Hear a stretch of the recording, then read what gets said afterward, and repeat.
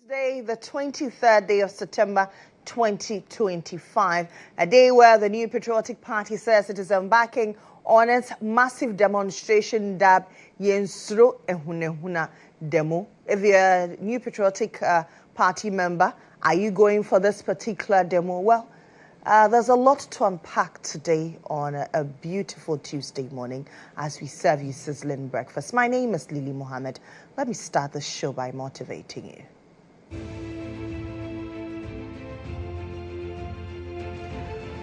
Our motivation this morning is by Ruth Gordo, who says, courage is like a muscle. We strengthen it by use. So the more you use the courage, the more courageous you become. So courage is like a muscle. The more you use it, the more you become familiar, the more you are acquainted to it. So use your courage muscle today, whatever it is that you're embarking on, whatever initiative, whether it's work, any initiative whatsoever. Make sure that you apply courage in that endeavor. Let me help you improve your English language writing and speaking. Today's word is Fickle. Fickle. Fickle. It's an adjective. Fickle simply means changing often and suddenly. Let's exemplify it. The weather these days is fickle, making one unsure how to dress for it. Fickle.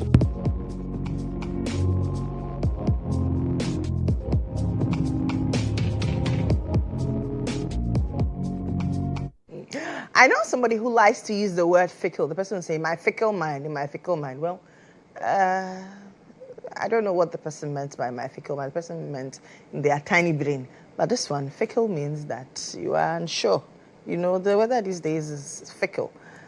So please stop using the word fickle for your tiny brain. So that's our way of helping you speak better English, and of course, so you can write better English as well.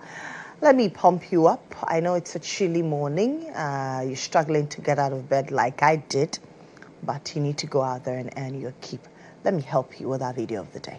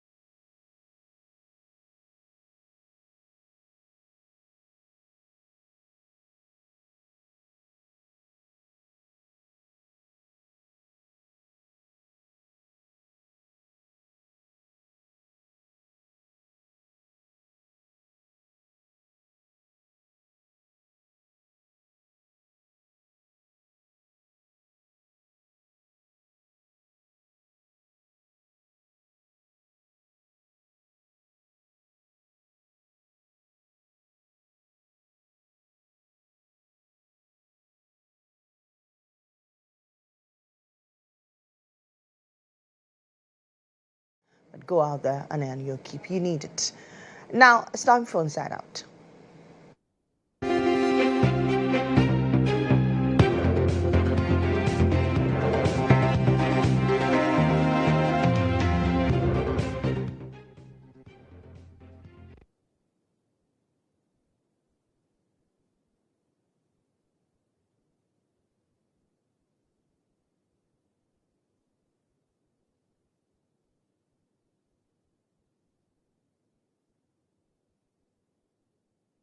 So I mentioned to you at the beginning of this broadcast that the New Patriotic Party is today holding a massive demonstration which begins from the Obra Sport. The scheduled time for commencement was 6 a.m., but we have our reporters dotted around who tell us whether or not it has started.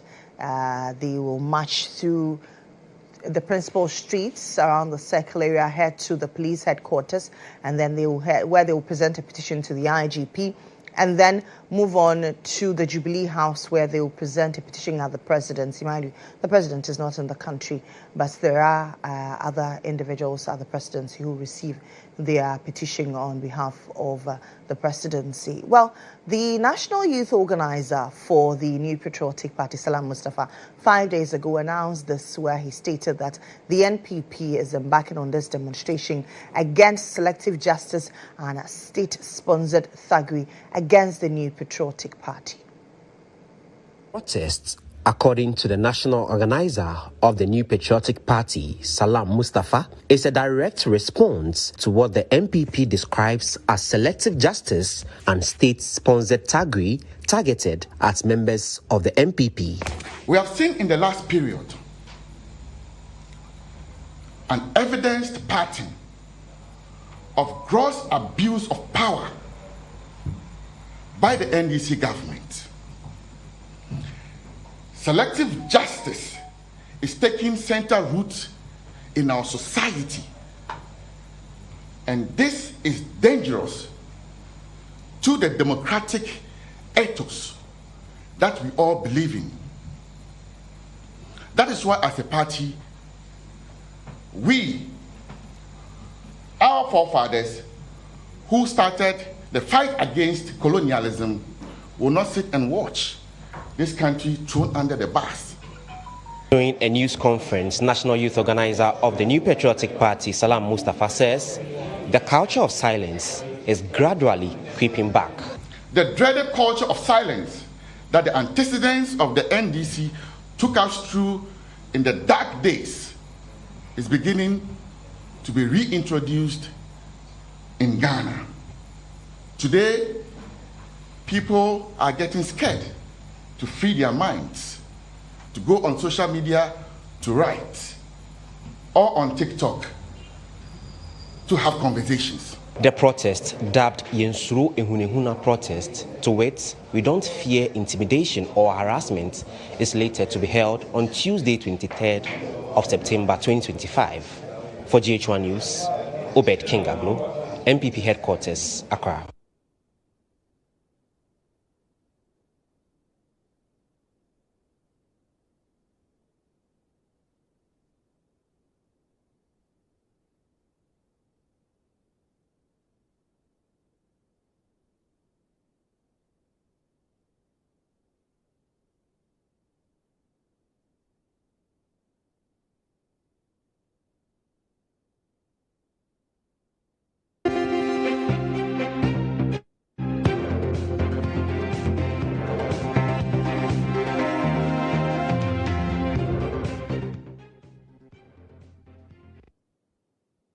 All right, so that was a report by Obed Kingaglo. Later on, we'll have a reporter there at the Obra Sport where the Yensure Hunehuna demonstration will commence. Now, the New Patriotic Party, I mentioned to you, is demanding that the police cease its harassment of NPP members. Now, this all stemmed after the arrest and incarceration, remand, I beg your pardon, of the Bono Regional Chair of the New Patriotic Party, Kwame Bafo, popularly known as Abronye. Now, prior to Abronye, there was the arrest of Chairman Wuntumi. I'm sure you all recall how a lot of New Patriotic Party members massed up in the frontage of Iyoko to demand his release. He was remanded for days. Later, he was released, and then a couple of New Patriotic Party members were also arrested. Some TikTokers affiliated to the New Patriotic Party were equally arrested. Some of them were put behind bars. And then the arrest of the Bono Regional Chair of the New Patriotic Party, Kwame Bafo, popularly known as Abroye. Now, I told you earlier that the New Patriotic Party will be marching through the principal streets of Accra. From Obra Sports, they will march all through Circle, all the way through to the police headquarters. Then from the police headquarters, they will present a petition to the IGP to demand an end, the cessation of selective justice, as they call it, against members of the New Patriotic Party. From the police headquarters, they will march to other principal streets of Accra, and then finally to the Jubilee House, where they will present a petition to the president. One of the things that the New Patriotic Party has heavily criticized is the taking to court of Kwame Bafo, I beg your pardon, in the Black Maria. And I'm sure you all recall that prior to the Akwetia by-election, the police administration announced that the Black Maria was a prison on wheels, and so anybody who fomented trouble will be arrested and put in the Black Maria. And so the New Patriotic Party did not understand why the Black Maria was used to transport Kwame Bafo, popularly known as Abroye, to the courts. Shortly, we'll try and check out what's happening on the ground in this particular demonstration. That should do for Inside Out.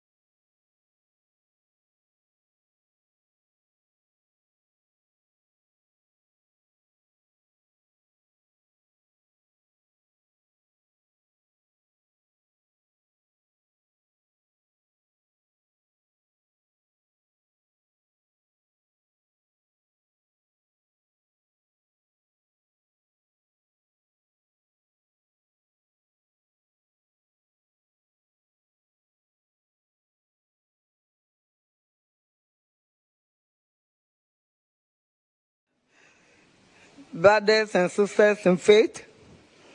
I bring you warm greetings from the good people of Ghana, from my husband, GHOne, Mohammed, and our family. I also extend well wishes from the Lodina Foundation, through which we work tirelessly to improve the lives of women and children in Ghana. Thank you for the invitation to the annual prayer service for children. It is a powerful event hosted by the World Vision International and your partners. On behalf of the children from around the world, thank you for your unwavering commitment to the vulnerable. I am pleased with this year's theme, a moment of hope. It is very relevant, particularly as our leaders gather for the 80th UN General Assembly at a time when the global order is rapidly changing. We gather here from different nations and cultures, but we are united by our shared faith. Through prayer and collective action, we can create a world where every child is protected and empowered to achieve their full potential. To quote President John Dramani's words, the challenges facing our children today are immense, but they can be tackled through decisive leadership. Across the world, children are affected by conflict and humanitarian crisis. The UN estimates that hundreds of thousands of children are caught up in armed conflict. A significant number of children are in Africa, where they are robbed of their childhood, forced to fight, and go through terrible experiences. These are precious lives, destroyed by circumstances beyond their control. When nations fail to focus on policies that safeguard the home, strengthen communities, and nurture the youth, it is our children who suffer the most. When conflicts erupt, they are the ones who lose parents, siblings, homes, and dreams, and carry emotional scars that can last a lifetime. This is why this prayer service is so vital. It is a moment for us to pause, reflect, and seek divine intervention. It is a moment to collectively pray for the wisdom our leaders need to make the right decisions. As the Bible reminds us in Proverbs 9:10, the fear of the Lord is the beginning of wisdom, and knowledge of the Holy One is understanding. With divine wisdom, our leaders can follow paths of peace and progress for all children. Prayer builds strength, not just in the children who face adversity, but in us as parents to continue to work hard for their well-being. Jesus himself demonstrated profound love for children, telling us in Matthew 19:14, "Let the children come to me, and do not hinder them, for the kingdom of heaven belongs to such as these." And in chapter 18, verse 3, he calls us to learn from their meekness and purity. It is in this spirit that I humbly lift this prayer for the children of Ghana and the world. Heavenly Father, I lift the needy and orphan children in Ghana and across the world into your loving care. I ask that you surround them with protection, comfort, and hope for a brighter future. Provide for their daily needs, including food, shelter, clothing, and education. Bless those who dedicate their time and resources to care for them. May these children grow in wisdom, strength, and joy, knowing that you love them. Guide their path with opportunities, surround them with kindness, and let their lives shine as testimonies of your unfailing grace and provision. Amen. My dear friends, in this moment of hope, let us renew our collective commitment. I know that God, the Almighty that we serve, will continue to bless and guide us and guide my husband, the President of Ghana, to implement policies that protect our children, open opportunities, and prepare them for a good future. Thank you, and may God bless and protect our children as we lift them up in prayer now and always. Thank you.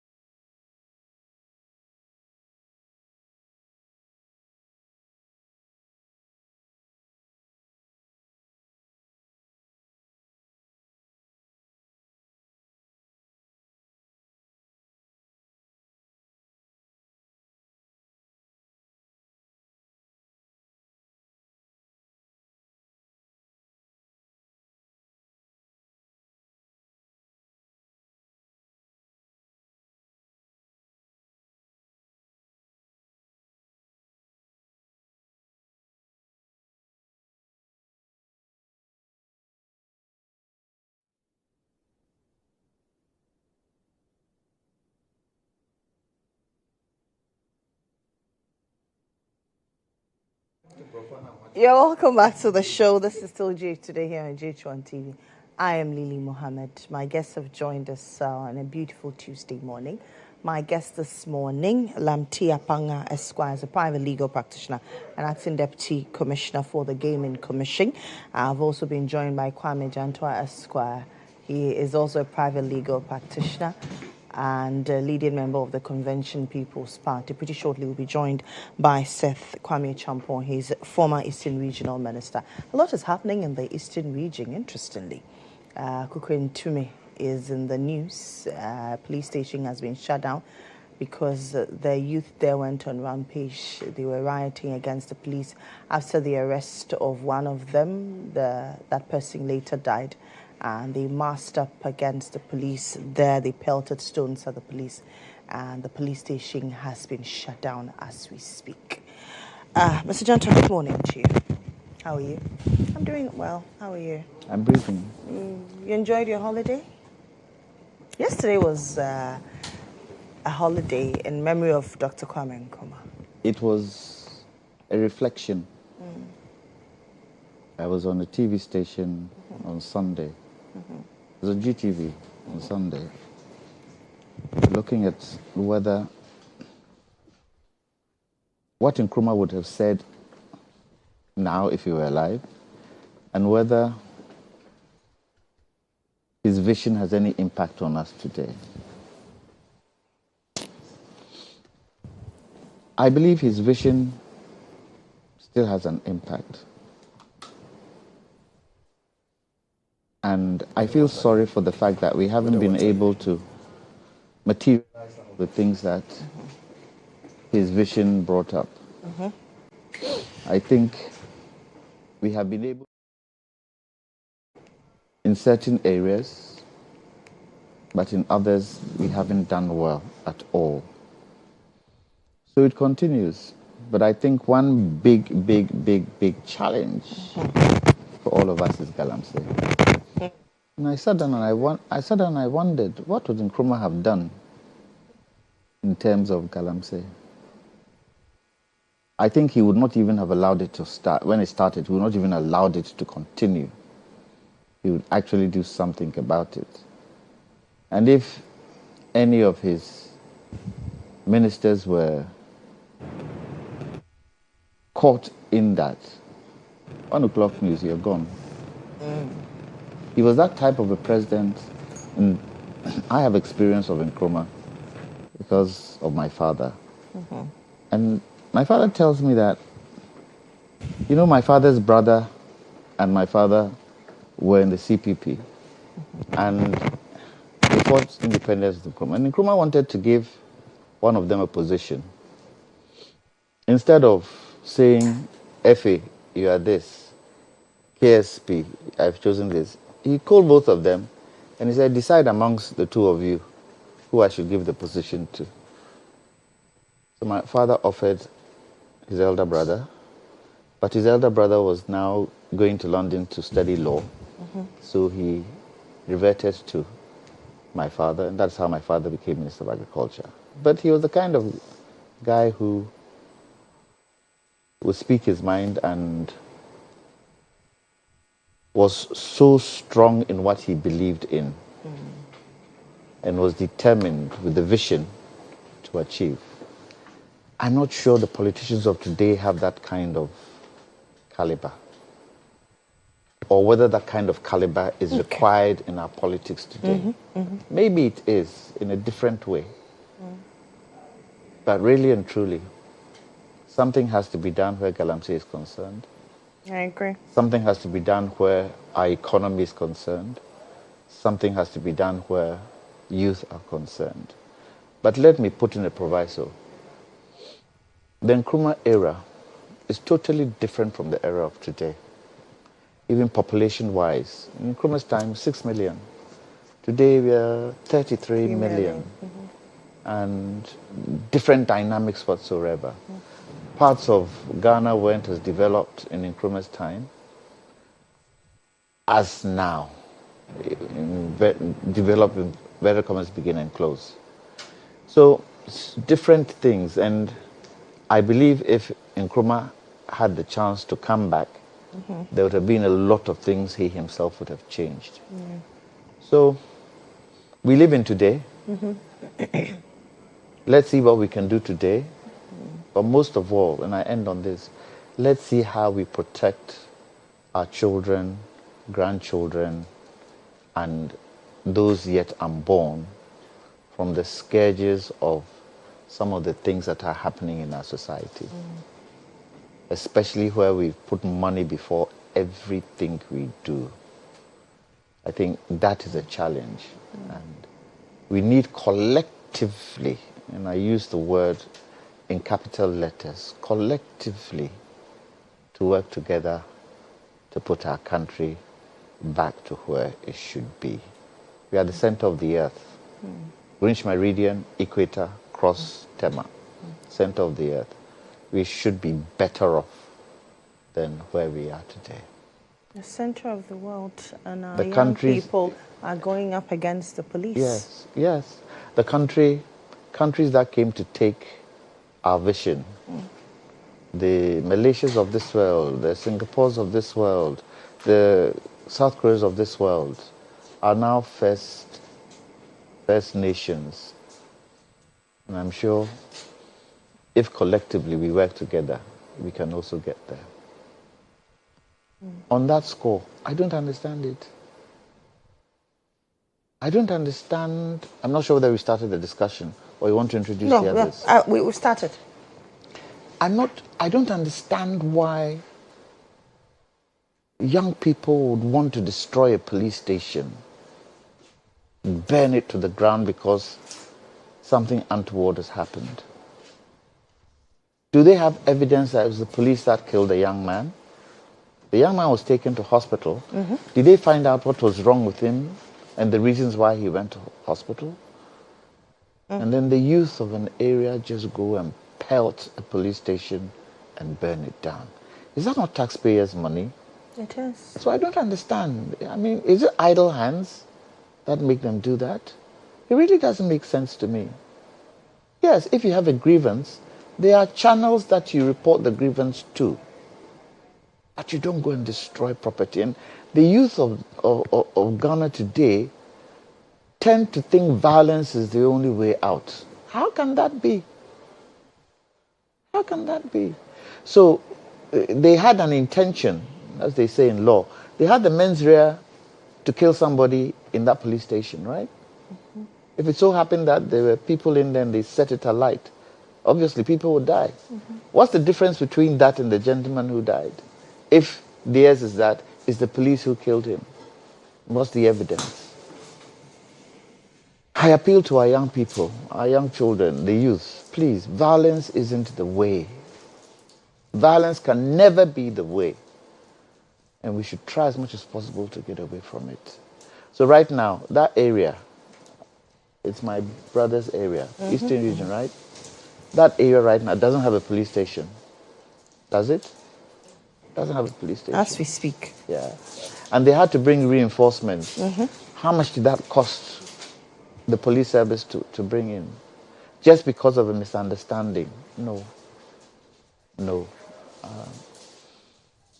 And it's happening over and over and over again. And police stations are being burnt over and over again. It has to stop somewhere. Rather, they should put their efforts and their strength to stop galamsey in the area. They should be the forefront of fighting galamsey in their area. Because it's gradually killing all of us. Gradually killing all of us. And that is what I expect the youth to do. Not to destroy police stations. Not to alight, infrastructure. Not to even put ties around somebody's neck and set them alight. Not even that. It looks as if there is no discipline in some of the things we do. But then, the elders of the area, my brother has been a regional minister before, probably he would have a better understanding of how the leaders in the area work, the chiefs, the MMDCs, the regional minister, how do they work? Do they have constant communications with the youth? How do they work? What should we do to be able to make sure that the youth understand what it means to be a youth and to be in a community? What is it? Is it idle hands, the fact that there are no jobs there? Is that what it is? Is it frustration? If it's frustration, we need to find a way of curbing it. Because Lily, in Charleston, doesn't help. Okay, so Seth Kwame Champa mentioned to you, is the former Eastern Regional Minister. Good morning, how are you? Good morning, I am well. How are you too? I'm doing awesome. I can't complain. We've got 10 managers, haven't we? Your backyard is boiling. It's been a worrying news to me because I know GHOne very well. It's so close to Koforidua, our regional capital. And I'm so attached to GHOne because of the technical school. It's one of the best technical schools you have in Ghana, which has brought up a lot of professionals in terms of skills development in this country. So GHOne is a very in terms of the architecture of the Achim Ebuakwa state, it is a very prominent town because the overlord of that place is a Dasibre. He oversees a lot of places. As we speak, he is even the appointed member of the Council of State. That's the overlord of the place. So it's a big concern for me. And when I got the news, I tried to make a couple of phone calls to appreciate why we are facing this issue. I know my dear sister, the Honorable Minister in charge today, Awate Akposia, and the team, the Regional Security Council, will be working closely with the police service to bring some peace to the community. As we speak, the Inspector General of Police have closed down that police station because of what happened. But I would start off from where Kwame left it and then come to appeal to all of us in Ghana, not necessarily in Eastern region. The level of misunderstanding and, appropriating lawful authority to individuals and citizens taking, the center stage and not allowing constitutionally established security institutions to work is a big worry for me. I've witnessed a couple of feats in recent times where military men who have gone to some Galamsey sites are being attacked by heavy, mob. And all these to me are signs that are not healthy for our security in the system. I must admit that we cannot continue this way. I say so with a lot of emphasis. Emphasis here meaning, if we look around us, particularly in the Sahel, there are some of our neighbors whose constitutionally elected administrations have been destabilized.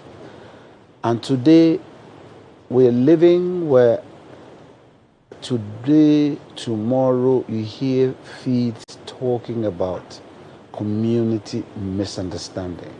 So I would rather speak to the administration of the day and our professionals helping the administration of the day with technical counsel in respect of protecting the safety of our country to up their game.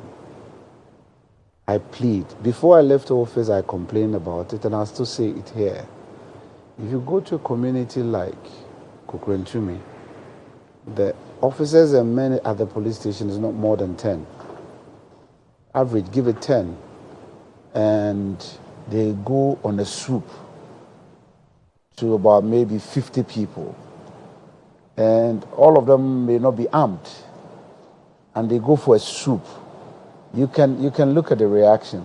I always say you always have to balance the art.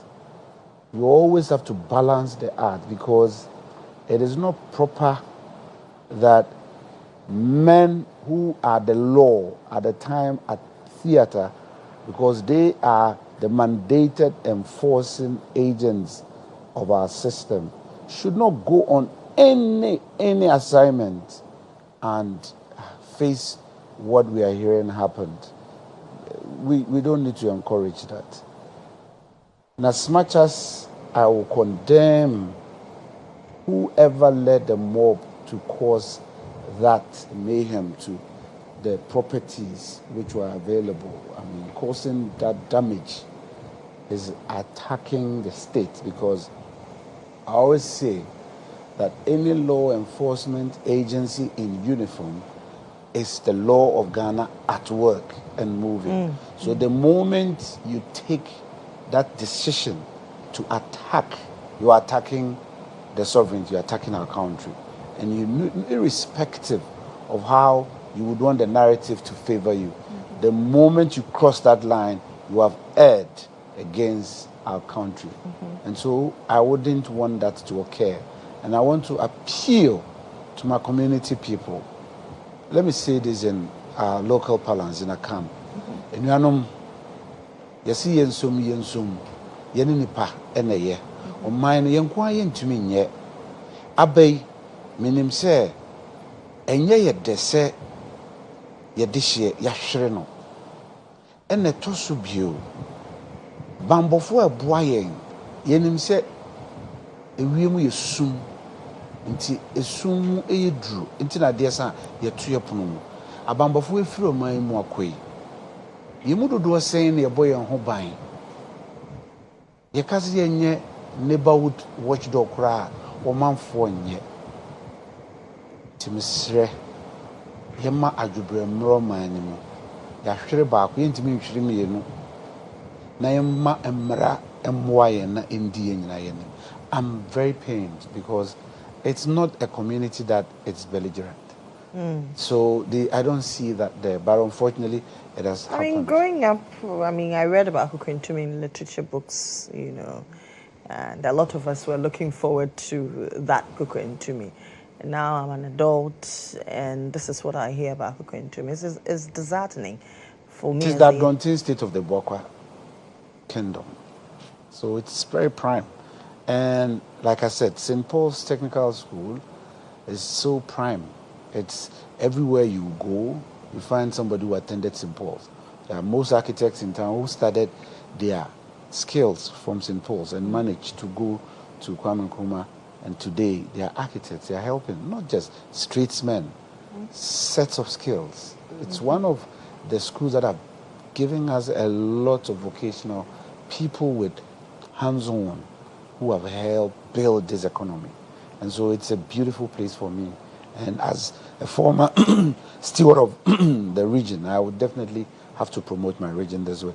But like I said, in as much as I will condemn that action and speak to the people, I also want the police to up their game and check it up, because we can't suffer these things. There are too many. Crime is on the ascendancy, and I'm not happy about it. We're just 9 months into the administration of the current government, and I think that national security should rise up to the occasion. It's becoming one too many. Look, I'll say something here. The number 1 gentleman of our country comes from the Savannah region. The number 3 gentleman of our country comes from the Upper West region. We have communal conflict. It's not healthy. It doesn't speak well of us as a people. We have to stand up to the occasion. I'm not singling out leadership, but we as a people should appreciate and understand that we can't sacrifice what we have today. You see, people don't understand why some of us speak from experience. I sit here, I pray, perish the thought. If there's any destabilization today, I, Kwame Champong, will not go scot-free. Why? Because I've become a statesman. I've held a responsible position in this country, and I am one of the guinea pigs within the political class. So if anybody's going to go after people who are vociferous in this country, I sit courtesy yourselves on your set, and I'm reaching out to my country people. So I'm known and seen. So they'll come. And that's been the tradition. Yeah. Mr. Janto, I will tell you, irrespective, it is not for the government of the day. It is for every person who have dabbled in our body politic. They'll come after you. So when we rise up and we speak this way, we know where we are coming from and where we're going. And so we don't want people. That's why I always speak against people demonstrating, that bellicose behavior. It is not healthy for me. It is not Ghanaian. Growing up, I never saw us like that. And so we don't need to encourage that. And because of the advent of new media, and because we have not properly, streamlined it and gotten proper regulations to govern that space, people are abusing it. And it is going viral. And so people overnight, today, you hold your tablet, you switch it on, because of new media, you can watch movies. Yeah. You can watch adverts. You can see a lot of actions going on. Some may just be fictional, but who is watching it? What effect is it having on the person who is interfacing with that material? Sure. And so for some of us, this is why we call that we need urgent regulations, urgent laws to help our democracy. Because we cannot allow things to go the way it is. It's not healthy at all. We have too many. We have too many laws. You see, but broadcasting. I'm coming up. It's broadcasting. New media, we don't have any law governing that space. Yeah. That's why people are able to. We don't have it. They are not being regulated. So somebody picks a telephone, looks at my face, and tells me anything and walk away. And so, and you, if you want to go by what it is, yes, they will go by defamation. Yes, it is true, because that is the only way we'll go about it. But toward the end, we need to be careful about the way we act and work as a people. And I must admit, we have enough laws, yet there are certain specific areas that we don't have that proper regulation at that area. Okay. Lanti. Yes. Well, let me say good morning to your listeners and good morning to you. It's quite unfortunate that we would have to discuss this. This is not a pleasant news at all. To think that the youth of Kokontumi would consider violence as an option to solving an issue. You already have lost a life, and you would expect that there will be some reflection and to call for a proper solution. That particular unfortunate situation will not repeat itself. But to think that the youth will consider violence as an option and to attack police. And what is even striking and surprising, that some of these young people are seeking to join the police service. When the police service starts selling police forms and recruitment forms, they will be pushing to get involved. So are you going after your own people? Are you attacking people that you would want to work with? Are you attacking the same team? And what we all fail to appreciate is that the police station is a place of refuge. In times when you have difficulties, in times when you have challenges, all of us will run to the police station. Like what happened during the Solar conflict. Absolutely. So the number of them went to the police station. That's where they sought shelter. Yes, we all seek shelter. We seek solutions at the police station. We find solace there. And no matter the situation, whether it is you and your landlord, you and your father, matrimonial issues, somebody has stolen your items, we end up there. And so it is proper that we have to condemn any act of violence. Violence in any form does not solve a solution. Does solve a problem, because eventually, when all is said and done, the resources that you've burned down will take national resources now to replace them. Records, very important records and documents have been destroyed in the course of this. Some of them, you can't recover them. So you cause irreparable damage to national resources. And then they'll use our own taxpayers' money to go back and restore these things at a heavy cost to all of us. Yet it won't bring back the life of the unfortunate death of the young man. It's unfortunate that this happened. But on one hand, whilst I blame the youth, I also want to draw the attention of the police that sometimes they also need to be a bit proactive. I am sure if they had picked intelligence on the ground, they would appreciate that something is boiling up and quickly would have taken steps. And I go back to the point that sometimes the way we delay in processes of taking suspects, caution statements, if it is possible to grant the person bail, do so. If you think that there is a need to have further investigations and you want to detain the person more, let the family understand, let the people appreciate it. Treat the person with that dignity. If it requires medical, and I'm told that young man died from some injuries or whatever it may be, if the person requires medical attention, let the people see that you are acting. In the unfortunate situation that the person even passes on, it will be understood that, yes, you gave your best, but unfortunately, it didn't turn out well. But a few times, you will find the police having reneged on this. And sometimes you would realize that basic, very simple issues that you could allow family members of the suspect to come to him with food, with medical support, they would deny. And even bail could be denied on some unreasonable grounds, and you wonder why is it so difficult. And so whilst I hold the youth responsible for what they have done and condemn their actions, I would want to urge the police that let's be up and doing. Let's pick intelligence early enough and be more preventive in our actions. We could prevent this. We could have even prevented the death of the young man, particularly if he had received early medical attention. This will not have happened. And if we had also picked intelligence early enough, would have prevented the youth from raping. In every community, there are key leaders. Forget the assemblyman, forget the elected officers. There are key leaders in every community who are very influential. And when they start the choboi, others will follow. So once you pick up that Kojo and Mensa have started some choboi, you may need to now start engaging the Kojo and Mensa. And quickly, they would appreciate that, well, yes, unfortunate. This wasn't expected, but it has happened. So let's find a way to do it. Talk to the chiefs, talk to the leaders, talk to the community leaders, and see how you could work together. The police is there to serve our interests. Without the community, I don't think the police would be. And so it's a give and take relationship. And so we need to manage this. And it's very unfortunate. And I think that going forward, I would speak to all the youth of Ghana that let us be mindful of the use of violence. You know, one bad example will also be an example elsewhere. Once this happens and we don't take actions and condemn it and ensure that it doesn't occur again, some other community will see it as, oh, this community did it and got what they wanted. And we have seen a few examples of violent behavior in the past. That has also been repeated elsewhere. So it becomes, unfortunately, the norm, which should not be the case. And so I would urge the police, I would urge community leaders that let's work hand in hand and also plead with the youth and other members of community that, listen, eventually, this is the only country we all have. It is Ghana. And it's our own resources. Let's engage in dialogue. Let's engage in non-violent approach to issues and find better solutions to solving them. When we do that, we can build a better and stronger institution and a safe community for everybody.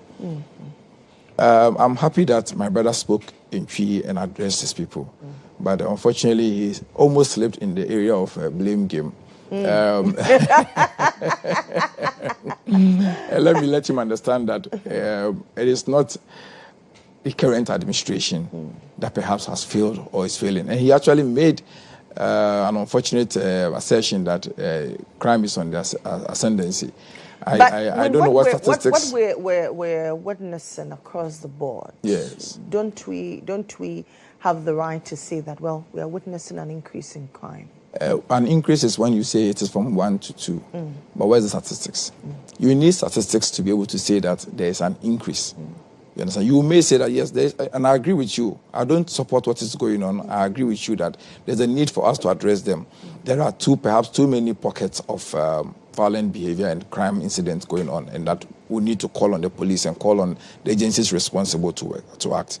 But when we make some assertion that there is an increase will mean that we have some evidence, some documents, some information that we are comparing with, which makes us come to the conclusion that there's an increase. You don't have that statistics. It is because now the media is reporting more and more. And of course, we know the media has been reporting, but then the reports are coming too many, and perhaps we all need to call on the state agencies to act, but not to move into the assertion that there's an increase in state agencies working. Yes. Are we also likely to say that they are not picking up intelligence? You mentioned picking up intel early. I do. Yes, I do agree. And that is what I said, that in this particular incident, perhaps the police intelligence on the ground did not act well. Because you know that most of these things will start from small community demand. When you see the Yampini going on, it means that it is boiling up. If you are able to act early, you will prevent it from reaching the point where to get to this violent behavior. Because before someone goes to pick up the tie or the inflammable material and get to the police station, someone else would have known about it and then would have taken actions to prevent it. Could have called for reinforcement. Would have done a lot of things to prevent it. And so that is where I say that intelligence gathering in this particular incident wasn't up to task, and unfortunately it led us to this situation. But the gentleman died in hospital. Yes. He didn't die in the cells. No. And the police should have been aware that something like that could have happened. Absolutely. They should have. Absolutely. Especially when it's happened in other parts of the country. Yeah. They should have. And the police, and my brother will be able to tell me, do the police have community relations with the people in the area? Do they talk to the people? Do they have this kind of, rapport with the people of the area? Do the chiefs in the area, and you'll be able to tell me, do the chiefs in the area try as much as possible to advise young people in the community? And yet again, what is the state of employment in the area? It all boils down to pocket. All of these things that happen. The frustration of not being able to have 3 square meals a day A hungry man is can hungry. create problems. Can create problems. The fact that you see somebody doing galamsey and you can't do galamsey, and that person is earning 300 cedis. 300 cedis in that area is no small money. And that person is flaunting it around to make them see that me too, I have money. And you sitting there, 3 square meals a day, you don't even breakfast, you can't eat. It creates confusion. The intent of burning down the police station is something that I don't understand. But they should have had intel. They should have known the moment that happened. Apparently the gentleman who died was a thief. He went to steal. He's alleged to have stolen. The story that I'm quiet because I try to go deeper into it. Apparently, there is a plaintiff going to police station to allege that he's purchased stolen goods. So police are out there already looking for him. The gentleman who died. And what it is being, so police is still investigating. Now, so when police went for the swoop, they went for a swoop. You see, I was speaking in that manner based on some experiences. I was not just taking a swipe at the administration of the day. When I say we have to be careful, you see, happening events feeds into others. Because a gentleman, and the gentleman is not just an ordinary framed person, he's quite well built. And he's known for being a strong person and an opinion leader in the community. And so he has guys around him. So when they went for the soup, they caught him there. They said, you have issues to bear with the police. Some of the boys ran away, but they forced to get him because he also resisted. And once you try to resist arrest from the police service, you have to understand how they will do minimum force. Minimum force. They will apply Minimum force. Minimum force. to bring you down. It's relative. So, very, very relative. Subjective to the circumstances. Unknown, like we are all discussing, unknown to the system, there were some underlying issues on the character. So his issues triggered. So when they realized, they had to rush him out to... You mean health-wise? Health-wise. So they rushed him out to the hospital. Unfortunately, he passed on. And this is my point where I come to your point you raised about police-civilian relationship. You know, I know definitely crime officers in all jurisdictions have friends, but that's the only way you pick and tell. And then the police under the administrations over the years. I've also intensified their intelligence units. So there are police intelligence officers in communities akin to local intelligence bureau officers as well. So there are a lot of intel personnel within our security architecture today. And so that is why sometimes I worry about what has been happening. I criticize the police over their actions within the frame because of what I have witnessed. If you take men to your highest training center just for a by-election in Akwetia and go and train them for 2 weeks, and you plant 6,000 men in a constituency like Akwetia, when we are just seeing what happened in Ablekuma North, I see things like this. You have somebody speak on new media, defame the IGP, you put him in a black Maria, parade him with so many men, and tell the whole world that this is us. When you do things like this, and observers watch, it feeds to them. In all these things that I'm describing, people are at theater, threatening others, and nothing is happening to them. So you are generating some sort of resistance. And I don't believe in that. I can never, ever condone in that practice. So I have to speak against it. Because when it happens, like I said, I am affected. Me, I sit here. I'm here because I'm a political animal. And so I was invited here. Whatever happens, I will emerge. And so I pray that we don't go there. That's why I was advising that national security should sit up, prioritize its strategies, its policy, and help us. I want to plead that these things are done effectively and then efficiently so that our country will love me. I know that come what may, Ghanaians will go to the polls, they will decide again. So there's no rush. Oh, there's no rush. But once we are in the saddle and we have the mandate, let us apply the rules well so that we will be remembered for our stewardship when we have left office. I have had the benefit of becoming a chair when I served in Parliament of the Security Services. So I have some relationship with the Security Services. Just not in my recent stewardship as a regional minister. I've been working closely with the Security Services over the period. And so I understand how they do their things. That's why when I see things and I believe that they require us speaking, we need to voice it out. I'll not just come and voice matters out. Like my brother, the Learned Counsel, was telling me, honestly, I'll not come and put police statistics here. The best person to give us those statistics would be the director of CID, because she has all the crime records that come to the Ghana Police Service.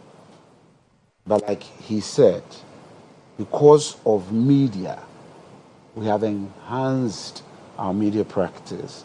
And then now new media has come to top it up for us. So crime happens in a little corner, somebody feeds us, and then we all get a feed. So I don't need to go and read from what the Director General of the Criminal Investigations Department of the Police Service will come and put out for us as crime statistics. I pray that we all do it and do it well for Mother Ghana. I do appreciate the point my brother made, and I do appreciate that it's important that we all need to speak against violence. I was only concerned when we made those assertions, but that aside, he also made assertions that we need laws. And I keep saying every day that we seem to have enough laws in Ghana. We have beautiful laws. What we need now is enforcement. If we can push enforcement to about 10 or 20%, a lot of things will work better in Ghana. But what I would also want to advise is that when the state agencies are enforcing the laws, let's not also have others who think that they have an interest which perhaps may be particular to their particular interest, speak against the same enforcement of the laws. He just spoke about someone who has access to the media going out there to say so much things against people, incite people, and commit an offense in the process. And then when that person is taken on by the police, based on the same laws that we have, Section 207 of the Criminal Offences Act clearly says that anyone in a public place, at a public meeting, uses threatening words, insulting words, abusive language, commits a misdemeanor. You may call it a misdemeanor, but it's still an offense. And it's in our statutes. Exactly.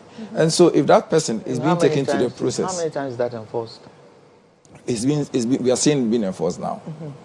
And if we do that, it will set a good example. Because, see, the biggest problem we have in this country is when, quote-unquote, big fish commit or alleged to commit offense and no action is taken. Because then we continue with this same behavior that, it's a good example. After I can also do it and get away with it. We have seen it in the past. We've seen very prominent politicians in this country speak terribly in the past and got away with it. To the extent of some even insulting judges and getting away with it. And so if today the police says they are doing their work and the city agencies are doing their work by enforcing the law, let's allow the process to work. I have picked intelligence that some NPP group want to go on the street to protest against the police arrest. Yes, they're actually demonstrating today. Exactly. Later on in the course of the discussion, we'll go to the Obrasport where they are converging. Let me ask a question. The police, being the police, did they have the wherewithal to act like the police? My brother talked about big people. When big people sit in 4x4s and have sirens on their cars, and the law indicates who is supposed to have a siren on their car, and they pass a police checkpoint, or they go through a red light because they have a siren on their car, can the police stop them? Can they? So are they doing their duty?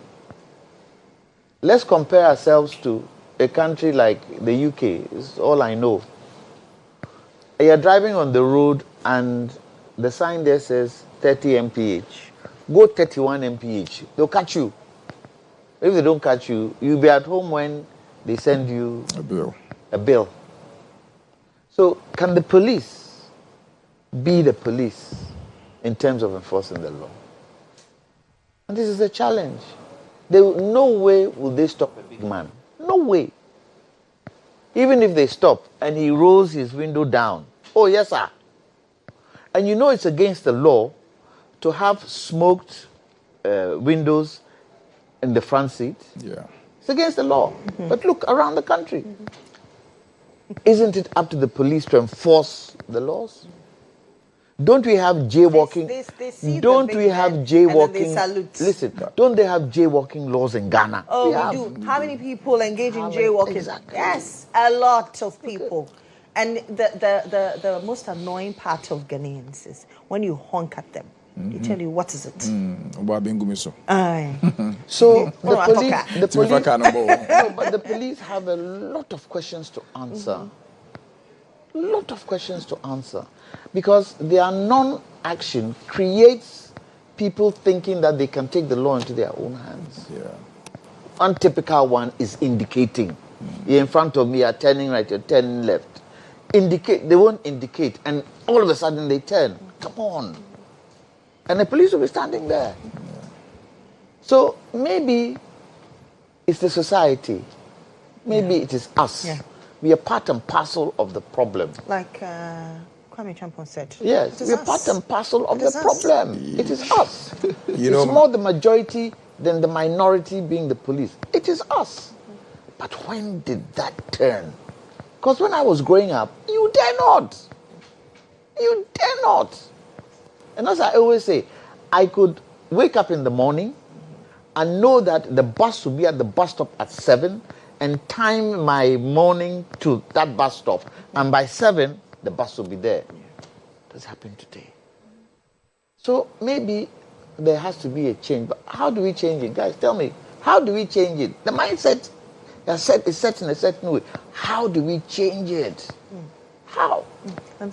Yes, I wanted to push the idea that, listen, we saw it in the past where the police went after some big, quote-unquote, big men who jump traffic lights, who drive on the shoulders of the road and all that.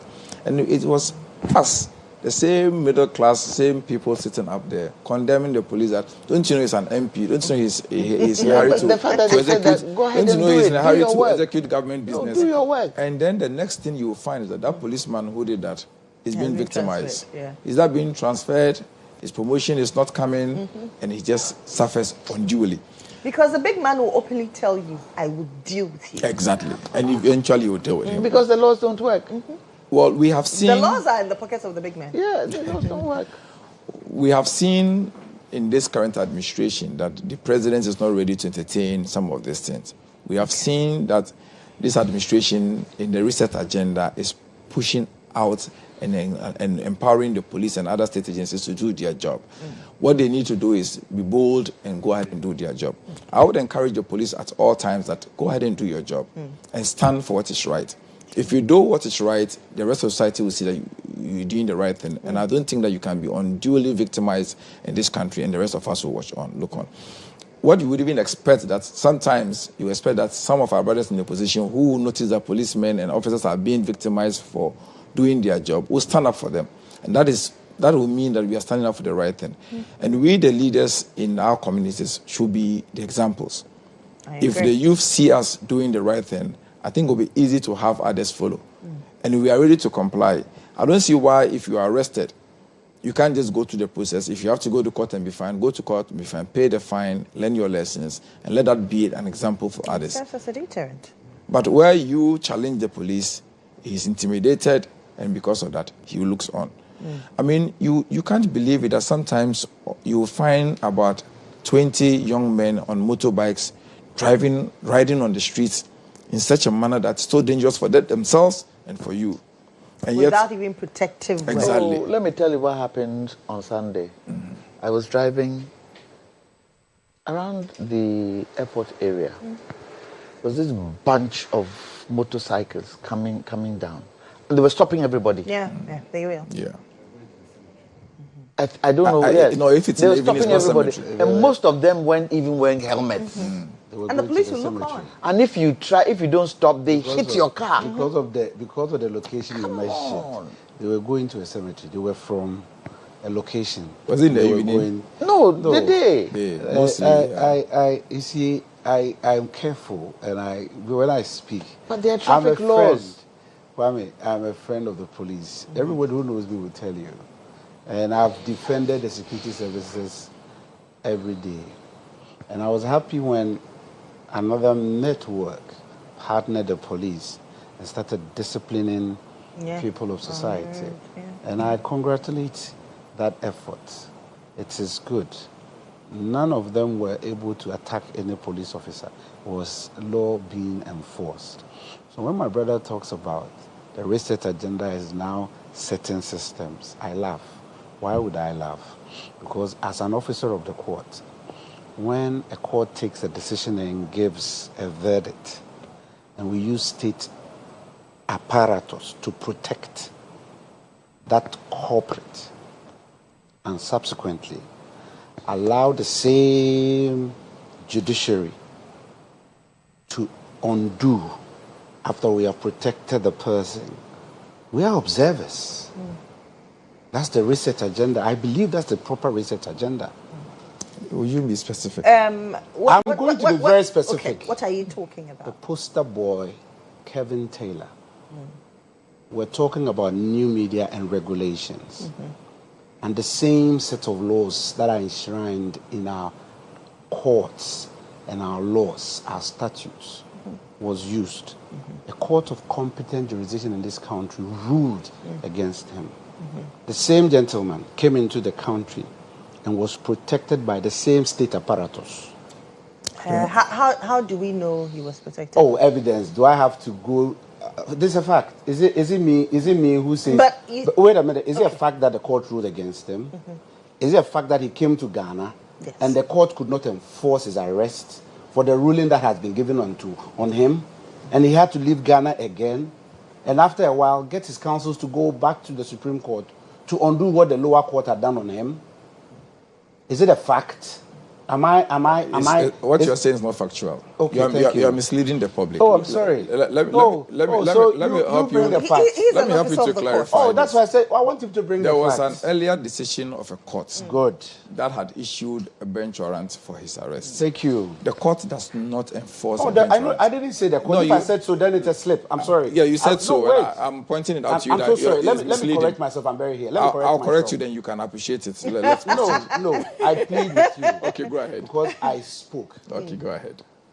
The court would definitely issue a directive, but the law enforcement agency must enforce. Absolutely. So the law enforcement agents who is supposed to enforce that law protected the gentleman when he came into the jurisdiction after that court order. So that is my concern. Okay. As a citizen. Okay, so that is where I want to point out the inaccuracies in your submission. Thank you. The court issued a bench warrant for his arrest, following some allegation of comment he made against a judge. Now, did you hear a comment he made against a judge? Yes, yes, and the warrant wasn't enforced. The gentleman came in. We do not have any evidence that the police or any state agency provided him with security and protected him. Okay. And neither do you also know that the order was drawn out, served on the police to enforce it. Okay. You do not have that evidence. Okay. And you know for sure that the decision to overturn that earlier warrant was lawful. He applied to the Supreme Court. He walked on the streets of Ghana. You are a citizen of Ghana. Thank you very much. You are a front runner. Selective. Nothing selective here. You see, you have the benefits. A fully established officer of our national security architecture, Kwame Dubois, walked through the airports of our country. He was picked on the tarmac.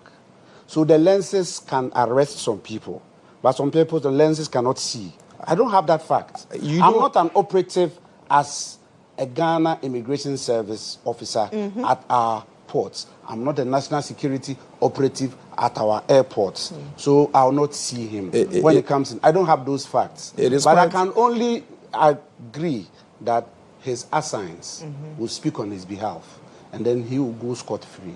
He can do it.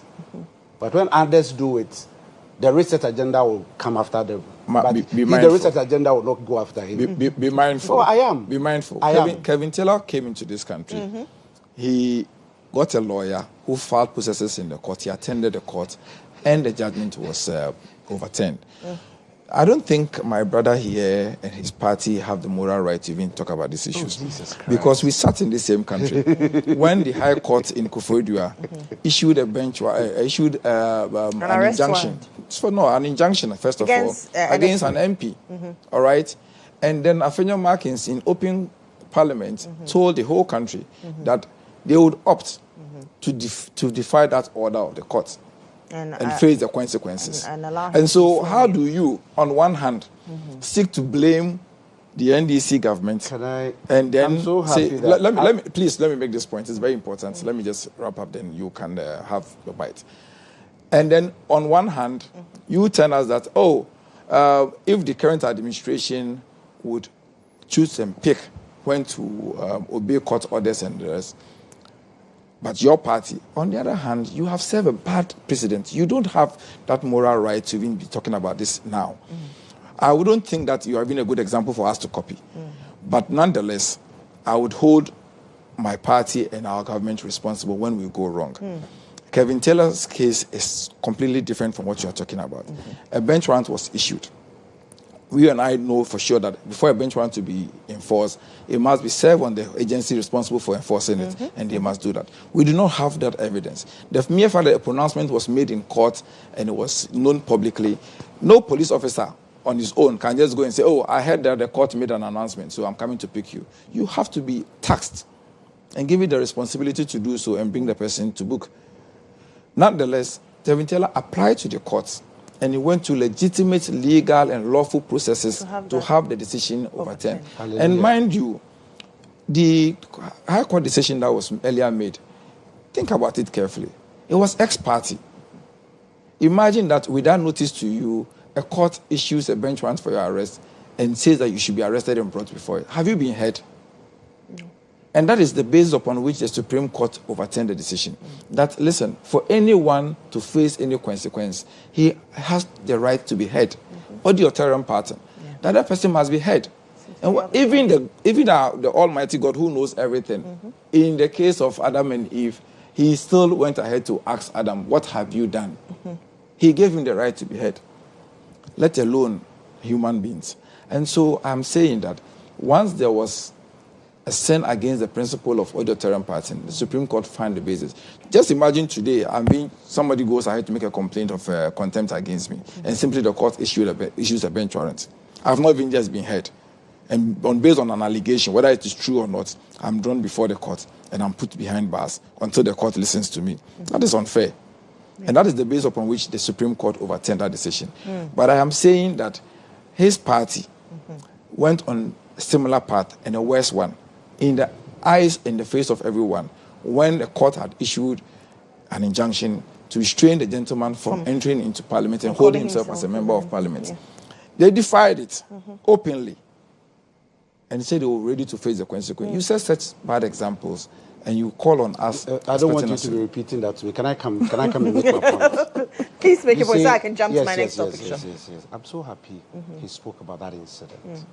A similar occurrence ahead of what the Honorable Minority Leader Afenyomakin had done. A clear-cut example. I'm happy he says they won't learn from us because they know it too well. A clear case was Jachikwe in the Honorable. So the Honorable Afenyomakin was only reiterating what they had done and wanted to point it out to them that you led that path to us and that we are able to also do the same. But we are all Ghanaians. It was no morality matter. It was just referencing the actions to them. That's why sometimes I'm very watchful and careful when I'm speaking. We may use the established pathway to do what pleases us. But the joy is that observers always remember that if you're doing selective behavior, it is clear for everybody to see. I may not, like I said, I may not be an officer of the state, serving in many of the portfolios that are watchdogs for us. So when people walk in who are under bench warrant for arrest, I will see them. And I cannot prove, but at least my ears can hear. My eyes can see that they are within. And then reset, that is not reset. Anyway, let's talk about Galamsey. A group of young people and even the old people went on a vigil, 2-day vigil, in protest against Galamsey and asking the president to declare a state of emergency. I've had some members of the opposition say the president should declare, and some members of that same opposition party say that, well, we do not want a declaration of a state of emergency. The president of the land, John Dramani Mahama, has stated that a declaration of a state of emergency is the last resort. In your home, Galamsey is ripe, and you think that we need a declaration of a state of emergency? I can never change. The good is that I'm not a chameleon. What I said when I was in office, I'll repeat. If you ask for a state of emergency to be declared, on what grounds are you calling for that? So I was asking myself those questions. This is a situation which is worrying all of us. When we declare a state of emergency, you can call for a ban. That I remember that at 2 instances, the administration at the time, under Nana Addo Dankwa Akufo-Addo, called for a ban for a period of time And we saw the effect. So we were trying to manage that because that was one of the ways we were succeeding in getting this menace off our necks. The unfortunate thing is that we do politics with everything in this country. You know why I'm sometimes laughing at this conversation when my friends in administration today are speaking? In the year 2020, people who are in office today took cameras, went to river borders, filmed, and was pontificating. The enforcement we were putting on the ground, and we're inciting the people that when we come, bring us back. When you bring us back, we'll allow you to do what you want to do. I'll mention names, but I'll be asked to mention names. At least my junior brother, who is heading the gold board today, is typical. My senior brother, Tony Obin, at the petroleum hub, evidence all on ground, going round, campaigning aggressively that this is what we will do. The water bodies is not for Kwame Champong, but it's for our collective use. Today, Galamsey is not just in the south. It cuts across the entirety of our country. I have relatives living in Tono, in Navrongo, in the Upper East region. I have relatives living in Upper West. I have cousins who live across the length and breadth of this country. And by my stewardship in the past as a statesperson, I have traversed our country. And what I see today, it keeps worsening. So when that conversation comes up, I feel it. Today, as we speak, if you go to Takwa, this water you've given us to drink is more expensive in Takwa than you can buy it in Accra here. As a result of Galamsey. So when I'm speaking to this conversation, I don't want to go the political way. But I always would want to remind my friends that if we make every conversation a win, and me, you don't build a nation like that. They would easily come and reference a report by Professor Frimpong Boateng that he named. I hate name calling. I intentionally gave those names I did earlier. Yes, I mentioned names on purpose because you asked me to come proper. I did so because of you. Reasons are that you would want me to give you those evidence. That's why I did. I don't do my conversations with names. But because you've asked me to do so today I'm doing so on your set. I don't do so anywhere I go. I'll just tell my philosophy and move on. But my prayer is that what they promised the people is what is happening.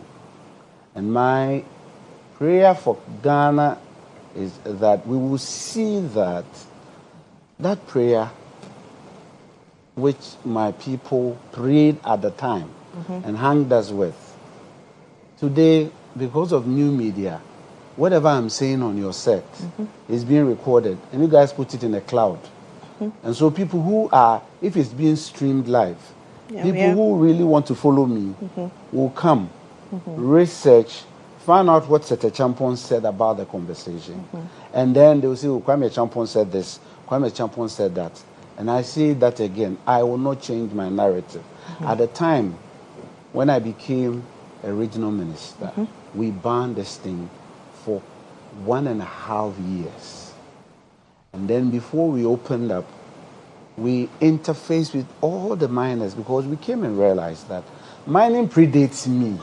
Because I've been to neighborhoods where mining pits started even before the independence of our country, before we became Ghana. And they would tell me that this pit, that was mined some 100 years ago. So it is something which has been with our people. But we talk about responsible mining. So we started advocating for responsible mining. And people got some appreciation to be responsible. That's why you started getting the task force of the small-scale miners. Because small-scale miners are lawful people engaging in an economic activity. However, when you go on the ground, more often than not, the practices, that is where the responsibility comes in. So you realize that some are more responsible than others. You try to educate them the right way of bringing the ore and getting the mineral out so they can also earn something for themselves because they need to work. However, if we always say that's why I said I hate name calling. We just start pontificating. If you mention the name, by the time you finish mentioning 5 names, the time you've allotted was is gone. So you can't even speak to the subject. So we said, let us come to the table and discuss this issue. Because I was a member of parliament when this matter broke loose under President Mills. So if you want to make it an Akufo-Addo matter, I was listening to them and I said, Johnny just didn't come to town. I've been here for long. And if you want facts, we'll go. Today, by virtue of new media, anything you go on, you will get it. You get the facts. When did it become so endemic in our society? I don't want to do blame game. I want to speak to the facts. I want to speak to the issue because it hurts me. So then I say, why are these people doing this to ourselves? It is Galamsey, one of the major conversations that took President John Dramani Mahamma's first term of administration out. It's part of it. My brother Inus Afuseni was the Lands and Forestry Minister. I had to go to him to stop people in my constituency at the time who wanted to do Galamsey in my community. So I understand what the Galamsey fight is about. So when I'd been given power, I said I'll do my best to help the system. So you engage. But as you are engaging, your other colleague who also wants to come into office is on the other side, also beating the drums. Don't listen to them. Who told you? Don't listen to them. And today, fortunately or unfortunately, His Excellency the President, in his last engagement with us, told us that after all, if people would come and just take away our precious and God-endowed resource away, why not us do it on our own way? And I agree. Ghanaians must enjoy from the blessings of the Almighty God. However, I was recently shown a clip when His Excellency was also saying that the state of emergency should be placed on us. My brother, Daffy Amepo Roxon, the minority chief whip, recently I saw him. And last year too, I saw him. Because I need to give this evidence to my brother. That they were talking state of emergency. And today, they don't talk about state of emergency again. My junior brother, Sam George, said that the power rests with Akufo-Addo. And that if he wants to stop Galamsey, 1 week can stop Galamsey. Today, we are back in the conversation. We are 9 months down the road. His Excellency gave the right answer. There are too many options before us that we need to employ and win this conversation. So he's not going to declare state of emergency. I agree with him because then I didn't agree with him when he called for a state of emergency. But today, I agree with him. And I'm not going to play politics with it. I would only speak to what is happening. What they said, I'll remind them what they said the last time. And then what they are saying to us today. And I would encourage that they get it right. Unfortunately, we had the bad news when they were going to launch the cooperative mining thing, which they were going to launch to help, streamline some of these issues. But you see, if you play with every conversation, you make it political, they will tell you that the chickens will come home. Choose. That is what is happening to them now. It is not me. Their own sayings is what Ghanaians are reminding them of. See, It's so painful, so sad. How for do now? Yes, well, my brother started by saying that he's not going to do politics with the whole issue of Galamsey, and ended up 90% politics and then 10% touching on emotions. It's okay. Hey, I understand him. I mean, being in opposition, I can appreciate where he stands. But that notwithstanding, I sincerely think that the fight against Galamsey is not going to be an overnight action. Sure. It's a process. And you would appreciate that in the last 8 to 9 months, the current administration have not slept over it. We have seen actions, we have seen processes, we have seen initiatives. Luckily, my brother here just mentioned that the last initiative, last major initiative that we can all make reference to was the launching of the responsible mining program. We've also seen actions, arrests, seizures of Galamsey equipment, excavators, and all that. What I am happy about is that we are still talking about Galamsey, which is a good reminder that we have work to do to fight Galamsey and ensure that our environment and our water bodies are safe. Because that is one big legacy that we can leave behind for the generations yet unborn. We can't afford to destroy our environment so badly that the next generation will have. And I read quite recently from one of your media reports that there are some traces of harmful chemicals entirely in food and all that. Consumer. Exactly, in Galamsey prone or mining communities, which is a very big issue and a great concern for all of us, because at the end of the day, you can choose to buy from good source, but when you eat from that restaurant, from that chop bar, you cannot tell where they are getting their ingredient from. And you can't tell until the effect is having. You may not even know that it is coming from that particular food. So we are all exposed, and it is important that we need to address it head on.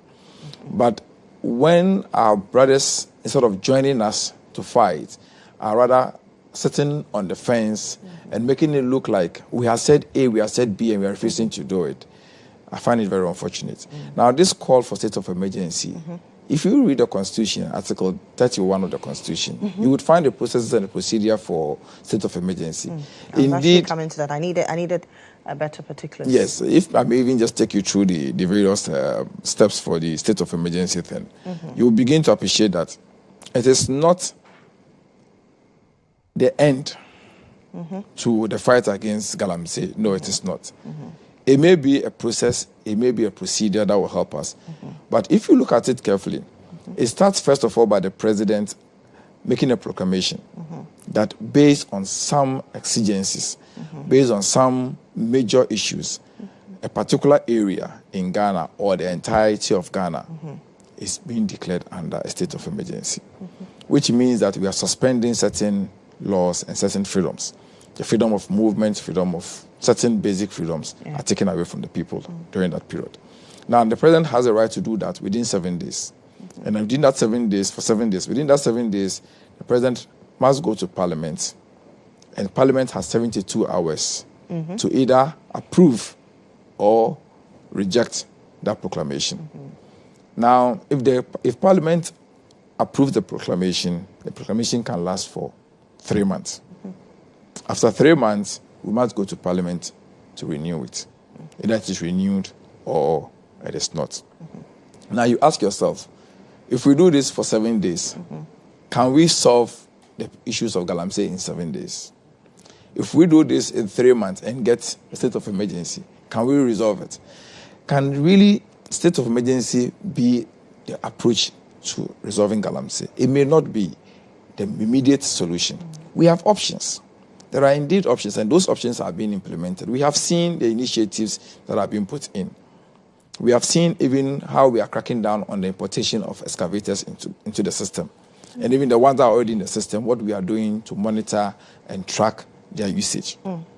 We've seen also, unlike my brother and his administration, where they seized excavators, gave them wings, and they flew out and got into the hands of their own cohorts who used them for the same purposes. We have seen a situation where persons in their administration, leading members of their administration, and it is known, it's public knowledge, Akwinta Mining, Asante Regional Chairman of the NPP, is behind Akwinta Mining. The president at the time failed to acknowledge that indeed evidence clearly shows that Akwinta Mining was engaged in mining activity in forest reserves. But your people are not involved? So far, nobody's involved. Okay. There's a video I want to play for all of us to appreciate something. Yes. Director, if you can kindly play me that video, then we have an appreciation. Yeah, catch a moment. So, I'm manning to president. General Mosquito. I'm manning to president, sir. South Asina Dano. Yen this for anywhere. Me, I'm no Casano, my preposition, our region. And the regional committee in American Hubi. Ewa. South Asina Damansono. Anytime BI and this Biano. Problem about na me catch them so say yenya basinteli ba kromga e be share boss say sasa so number force was say e krono e be nya dia didi so ana manso e ya dane NDC dia but so mo betra ho ama sa MPP fo bi a wo mo che mine na chi so mo be gi asasina free kromga for nsem ana so mo betra say ama de bia voting baba bia no e kromga fo nya problem a ye catch them mo e krono unu sana etiano yenye ni paketwa neguya so ba won do ma guya sa dom ni nyina so le se ye tu aba na se etiawa tarusi ye ya de kese nti ye besre minister se asem na odi ne nasi so no on fra na won fra enani tena ye na asem na obunka ami enhu se asem no asanko etimi me yadwuma wo ha o mo man to president na president man to omo se enani tena ye Masenko mine or Mumaha. Now, Muba Manson crime. Or by a Juba for 15 years. This Manson, ya cry in castle. Ya cry in castle. A just as one was as way and come Mubia Bra or Muba Manson, and Pasobia free or more. And yes, sir, president. Yes, sir, you was the bra. Yes, sir, sitting at Yamo. Send Nadia or move on 1 night and see for. Now, a woman was war. Or move on and see from not to the room for any man so my almost can be said. I fear this for by idea. Yes, we answer Koyano. Yes, woman, no, this ready. Yes, referee more. Patrol, the opposite one of Peno, a Nibris and party more mine. If you said, and Sasibia Daha, Sasibia Daha, or mine, a year Jumawas. Asanko mining, assassin, a media. O man is what to one among a could do bleed, say, a binding for paper and for more mine, because an only Juma, a whoop pump has here, a bit me a war mine. Am I a boy a bravo? A new free horma or mine, no, my dear people. It's your only to one among, say, a buy no mayano, cooperative money and for more money, if you MPP type, and a young win at the other and this type. Now, MPP, I fancy. Asanko mining, I know more piano pay. Asamna could do regional minister, Ama, and an answer area, the new regional minister at Nasi. Okay, so that was a video by some members of the NDC in the Ashanti region. Yes. They say that, well, their party is in power. Yeah. Give them access to the land. You promised them that you're going to give them access to the land. Those were their words. That while in opposition, you promised them that when the NDC comes into power, you give them access to the lands. Now, let me clearly point out that there's a clear distinction between lawful small-scale mining and illegal mining. And Galamsey is about illegal mining. Now, small-scale mining is allowed, it's lawful. True. What we have seen in the past is the use of excavators and heavy earth-moving machines that have devastating effects on the environment. But we've been having small-scale mining, if I could remember, for several years in this country. And we haven't had this amount of environmental challenges. What we are seeing now is the use of this, and what the youth are calling for, which is legitimate, that they want to be given the opportunity to mine. And you know that efforts in the past by the previous administration is to find responsible mining. And we have also continued that, listen, we can't stop our people. And as the president said, God has gifted Ghanaians with this mineral, and we need to enjoy the benefit of it. If we don't, what we are likely to do is that we are leaving out these minerals and natural resources for big foreign investors to come into the country. They have the resources, they have the muscles, they would come, and our people will suffer. But what we need to do is to ensure that it is responsible mining, it is lawful mining, it does not have effects on the environment. And that is what we promised. That is the promise the NDC gave to the youth of this country, that, listen, when we come into power... That you give them access to land. Not just access to land, we would ensure responsible mining. For the land, the government doesn't own the land. The communities own the land. And if people say they want access to the land, it's for them to go through legitimate processes. And we have come out with programs that allow communities to set up community mining programs, bring the youth together so that they can mine responsibly, ensuring that they mine within the limits of the law without having adverse effects on the environment. In the long run, we would mine and finish mining, and the environment will not be badly affected. And that is what we promise, and that's what we seek to do. What you saw in the video are the youth having some dispute over land issue as to who have the right over a particular land. And that is a separate matter from the issue of galamsey or illegal mining.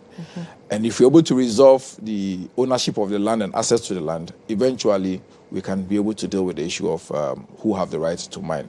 We are not against small-scale mining. We are not against mining in itself. What we seek to do is to ensure that there will be responsible mining that will protect the environment. And a lot of the youth don't have jobs to do. Most people have finished school and they're struggling to find jobs. And so sometimes it will be difficult to say that if they have the opportunity to mine responsibly, we should be deprived of that opportunity and also stay home unemployed. We rather empower them. And the government have come up with these programs to ensure that the youth are empowered to mine and mine responsibly. And that's what we seek to do. Mr. Janta. I've sat here quietly listening to my colleagues talk. I won't use a word I was going to use. I use the word talk. Let me go to the Constitution first. 31(9). And please tell me, as I read, whether galamsey falls into any of the content of that particular article. May I read for you? Or you want to do that? No, let me read, and then you tell me whether galamsey falls into it or not. 9. The circumstances under which a state of emergency may be declared under this article include a natural disaster. Is that galamsey? No. It's not galamsey? It's not a natural disaster? Okay. And any situation in which any action is taken or is immediately threatened to be taken by any person or body of persons which is calculated or likely to deprive the community of the essentials of life. Is that galamsey or not galamsey? That is galamsey. Or renders necessary the taking of measures which are required for securing the public safety. Is that galamsey or not galamsey? That is galamsey. The defense of Ghana and the maintenance of public order and of supplies and services essential to the life of the community. Is that galamsey or not galamsey? That is galamsey. So, this article is talking about what? State of emergency? So? The circumstances under which it will be declared. So, if we're not going to do anything at all, at least, and I've said it, I'll continue saying it, there should be state of emergency on our water bodies, if for nothing at all. What's the result of that? It stops the fabrication of shangfans, which are used on the water bodies. Galamsey, what is used to do galamsey? Before it was just isn't it water? Isn't it water? Yeah. And the water is being polluted heavily. So if we say water, state of emergency on water alone, will that not help? Will anybody be able to go and divert water for it to pass somewhere, to go somewhere?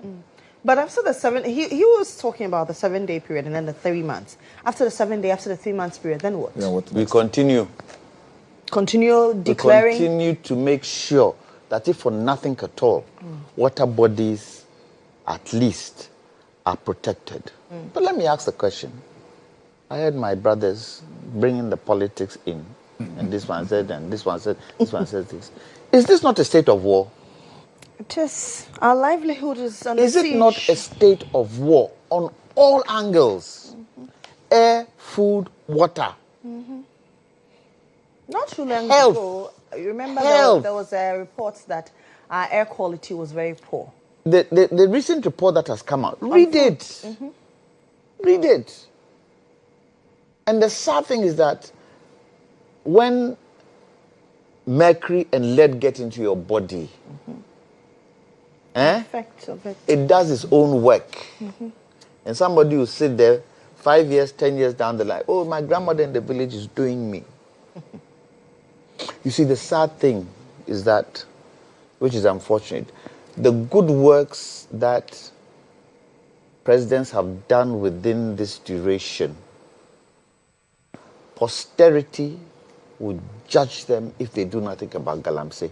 And it will cover all those good works that they've done. For me, it looks as if our clergy have disappointed us. It looks as if our politicians have disappointed us. It looks as if our teachers have disappointed us. It looks as if people in responsible positions, the private sector, have disappointed us. Because 92, when Galamsey started, if we'd put a handle on it, we won't be where we are today. Unfortunately. So instead of us blaming, and when I was in power, oh, I did this, oh, when I came, I'm doing this. Don't you think President Kufuor, President Akufo-Addo, President Mahama, Otumfuo, Ochihine, Archbishop Duncan Williams, and all those in that realm, the chief imam, the chief who has an IPP in the Volta region, what's his name? Tugba Fede. Huh? Are you saying that the leaders in this country can't sit around the table to say, together, we are going to attack this canker? Are you saying we can't do that? Especially when there's evidence of animals being born with 2 heads. Especially when there's evidence of children being born malformed. And we can't do anything about it, and we're playing politics. For me, that is what saddens me. That we sit and say, oh, we did this. Oh, but you didn't do this. For what? Isn't the problem there? Yes. Are we not going to suffer? Contomere, tomatoes, water. Have all these chemicals in it. But how can 4 million people threaten 33 million people? And we sit and we watch. How is it that people who are funding Galamsey, not one in both parties, have been arrested? When we get the speaker, say to members of parliament, we know those who are in Galamsey in this place, we know. When Otumfuo says to his people, we know who are doing Galamsey, are you trying to tell me that the governments of today and the governments of yesterday didn't know who was doing Galamsey? Is what you're trying to tell me? And that we should sit and let the canker go on? You see, and the sad thing is that our healthcare service is poor. Many people are going to get sick from eating food. Where's the healthcare? The moment we have an epidemic on our hands, we cannot contain it. It is gradually coming. Go to the hospitals today and hear what they do. And you see, sometimes I blame our doctors. Why? Why? They see these things coming in. They should come and tell us. They should show us. Look, in the UK, once upon a time, They wanted to stop people from smoking. If you saw the adverts government put out, you would dare not smoke. As to what smoke does to the body, you will dare not smoke. And that is how they cut it out. But we have the NCCE. Well, majority of people in the UK don't smoke nowadays. NCCE, have they been financed? Have they been financed? So you see, the whole cocktail of trying to handle Galamsey goes into so many areas. I should be holding Kwame's hand, Kwame should be holding his hand, and we should be deciding, hey, this thing, how do we handle it? Oh, this is my idea. Oh, that is my idea. I think we can do it this way. President Kufuor has experience of Galamsey. President Kufuor has experience of Galamsey. President Mohammed has experience of Galamsey. Are you trying to tell me these three leaders of this country cannot sit around the table and try and solve this? Is that what you're trying to tell me? That we always want to play politics with it? We cannot play politics with Galamsey. Why? Because the entire country is covered in gold. The future of this country is in gold. Because really, when you look at gold in this country, we started mining gold 100 years ago. We have done nearly only 20%, if anything, 25%. We have surface gold, we have alluvial gold, we have deep mine gold in this country. We have rock mine gold in this country. How can God give us a natural resource and we're using it to kill ourselves? And we are sitting and we are watching. How? And playing politics with it. How?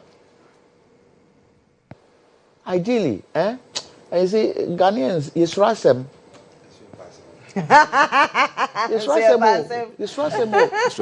If we were serious, we'll shut the country down.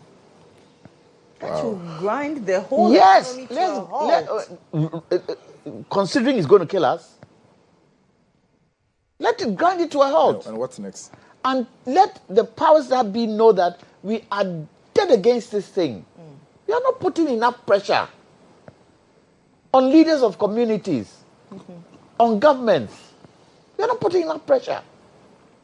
It's up to the people. Look, yesterday they had a march. How many people? In fact, I was sad. He told me that Ghanaians, we are not serious about Galamsey. We can't be bothered. Because you would expect it. And just about 11 months or so ago, a lot of Ghanaians massed up in their numbers, marching against Galamsey. So what has gone wrong?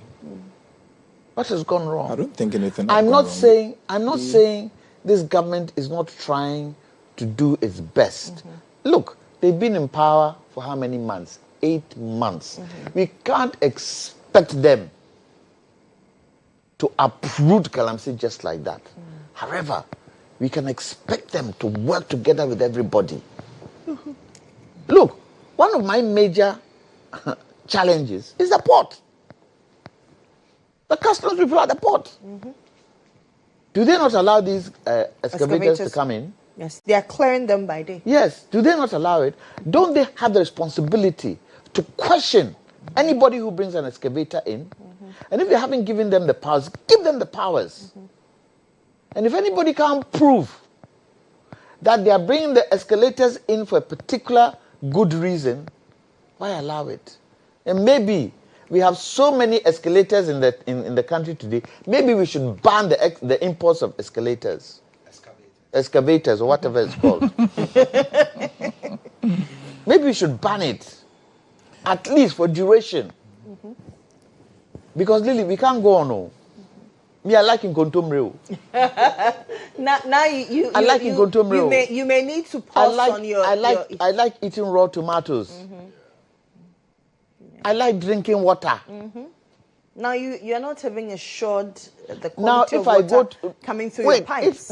If I go to a funeral in Kolongo Odumase, I'll be very, very careful. Because the soil itself is polluted. I'll have to take my own water. And when I go, I won't bath. Because I can't use the water in that area. It's filled with lead. Can you imagine? That's Kologo Domasio.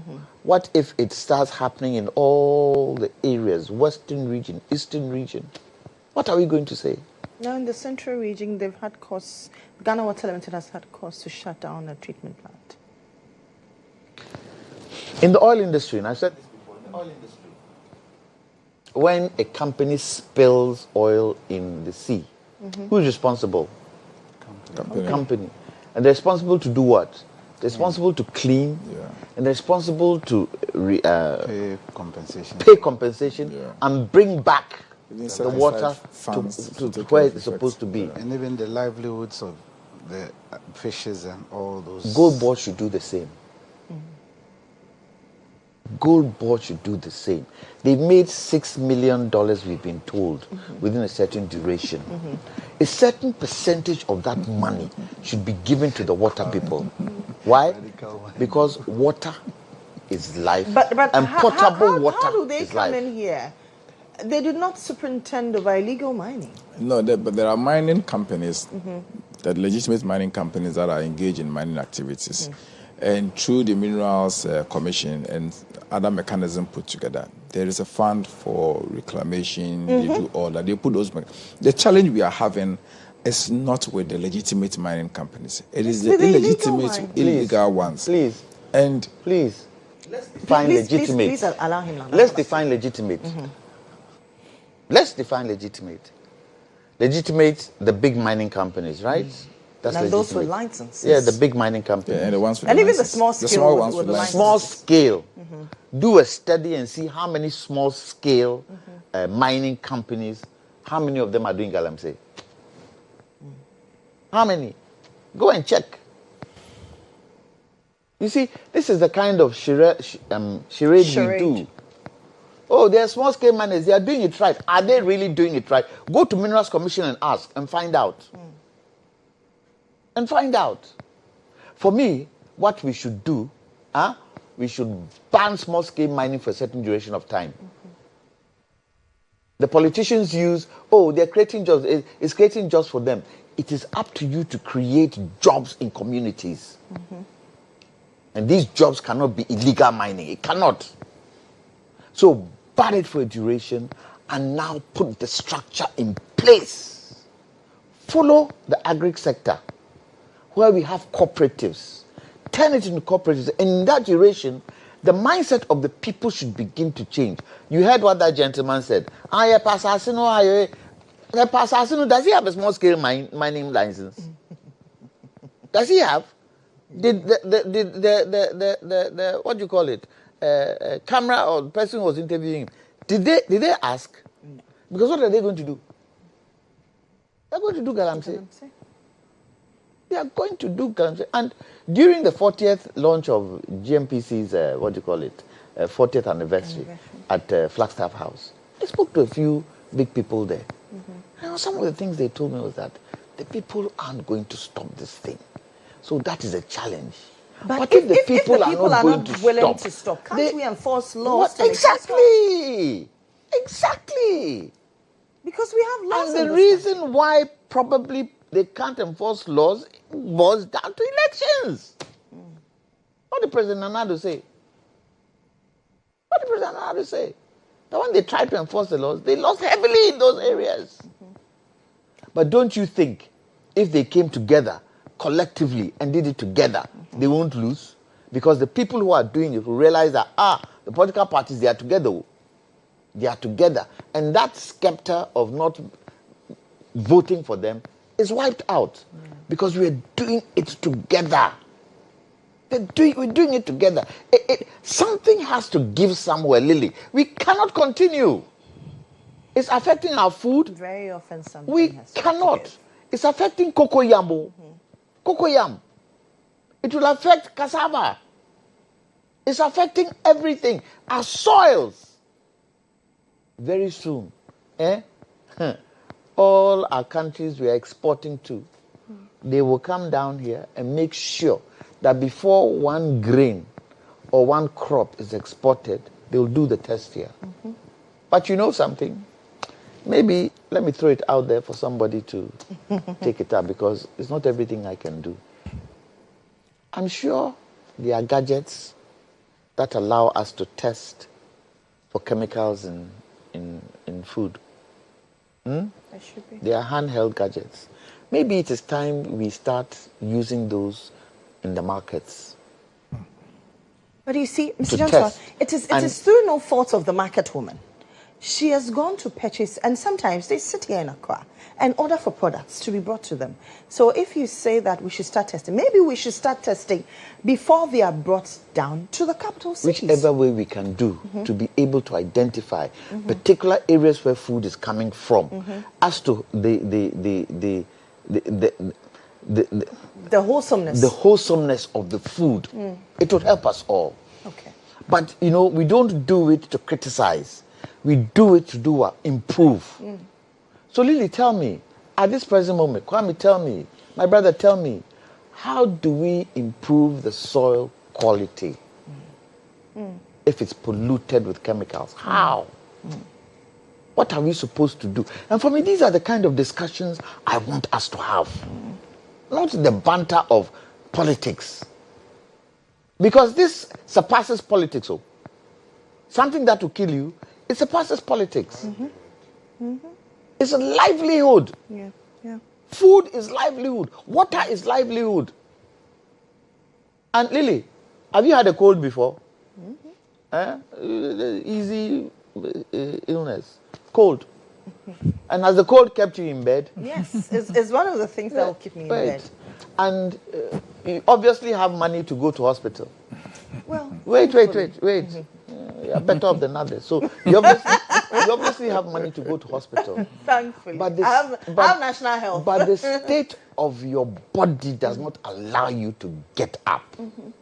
Can you imagine if it's rather mercury in your body and you don't have anybody to help you? No. Something has to change somewhere. Something has got Something has to change somewhere. I appeal to our leaders. Let's hold hands and see how best we can change the challenges we are going through. Look, in Chile, once upon a time, there was a government. They had their budget, everything out. Halfway through the year, they realized there's no way we would be able to continue the kind of projects we want to continue in this term. So you know what they did? They called opposition, they called other political parties, sat down with them, went through with a fine-tooth comb some of the challenges, and decided to tell the people, we can't do this project, we can't do this project, we can't do this project, we can't do this project, because we don't have the wherewithal to do it at this moment. And it passed. Because what did they do? They sat together and they discussed it. They're trying to tell me we can't sit together as political parties, as people of this country, and talk. Especially with such a situation that can end this country called Ghana. And it can end this country called Ghana. And when you look at the sub-region, and you look at the kind of natural resources Ghana has, I think the only country in West Africa that surpasses Ghana's natural resources is Nigeria. Haven't we found titanium in Ghana? We have. What does titanium do? So much. Haven't we found oil in Ghana? Haven't we found gas in Ghana? Haven't we found lithium in Ghana? Don't we have cocoa? Don't we have gold? Don't we have diamond? Don't we have bauxite? Don't we have manganese? You have everything. And you're trying to tell me that we cannot add value to these to create jobs? And you see, this is where Sankofa is very, very important, because our first president started that march. And when you look at all the factories that he brought in, all the factories that he established, it was because he realized the natural resources of these countries would be able to create jobs for our people. What went wrong? Why can't we go back and see how it was done? Because others took it and are now a better country than we are. I plead and I beg, Comrade President Mahama, let's try and work together and not do this thing on a party basis. Let's do it on a country basis. Because why? we have a nation to build. T, you had something to say when No, well, I was just drawing our attention to the fact that perhaps we have seen that the vigil and public participation not being what is supposed to be or what has happened in the past, maybe because people are beginning to appreciate that this government is doing something about Galamsey. Okay. It's of course fighting Galamsey. Okay. And also appreciate that the fight will not be completed and successful over a short period. It's going to take a lot of efforts, and we are working at it. You know, I would want to move away from the politics of it and remind all of us that the fight against Galamsey is a joint responsibility. It's a responsibility of all of us, including community leaders, chiefs, opinion leaders, and the media. Media has a huge role to play. Let's all join hands. Let's all work together. But most importantly, let's also see how we can find alternative livelihood for our people in the villages and in the communities. You see, it is simple for you and I to sit in Accra and talk about the fight against Galamsey. But when you go down to the communities and you find young women and young men who can't afford the basic things of life, and suddenly they get involved in Galamsey, and the next moment he's able to afford a phone, he's able to afford food, he's able to take child to school, he's able to buy a vehicle, a motorbike, or certain basic things. It becomes very difficult to explain to that young person that, listen, this is killing you. You may be enjoying now, but it is only going to be short-lived. But Council, isn't it a question of structuring it? That is what it's all about. That is what we have moved on to say that, listen, introducing the responsible mining programs is one big initiative to ensure that we can mine, but let's mine responsibly. And then also let's provide alternative livelihood for our young people. When we provide alternative livelihood for our young people in their communities, they would find something to do. Whether it is farming, whether it is some other skill, they can find something useful to do with their lives.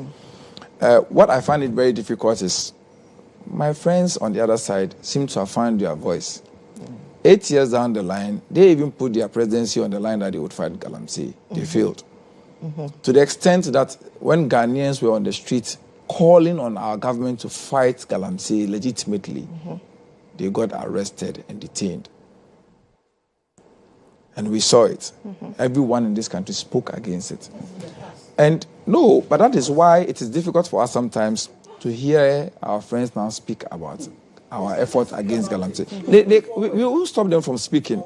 But I'll be glad when my brother from the CPP speaks. Sometimes I would listen to him as out of goodwill, and he means well. But when my friends on the other side speak about it as though they did better than we did, and that it is getting worse under our hands, it is not true. So can we then as a country come together? I mean, both NPP and NDC. I wonder if the NPP will agree that, listen, this is an epidemic on our hands. This is a national emergency. Let's not politicize it. If we did in the past, forget about it.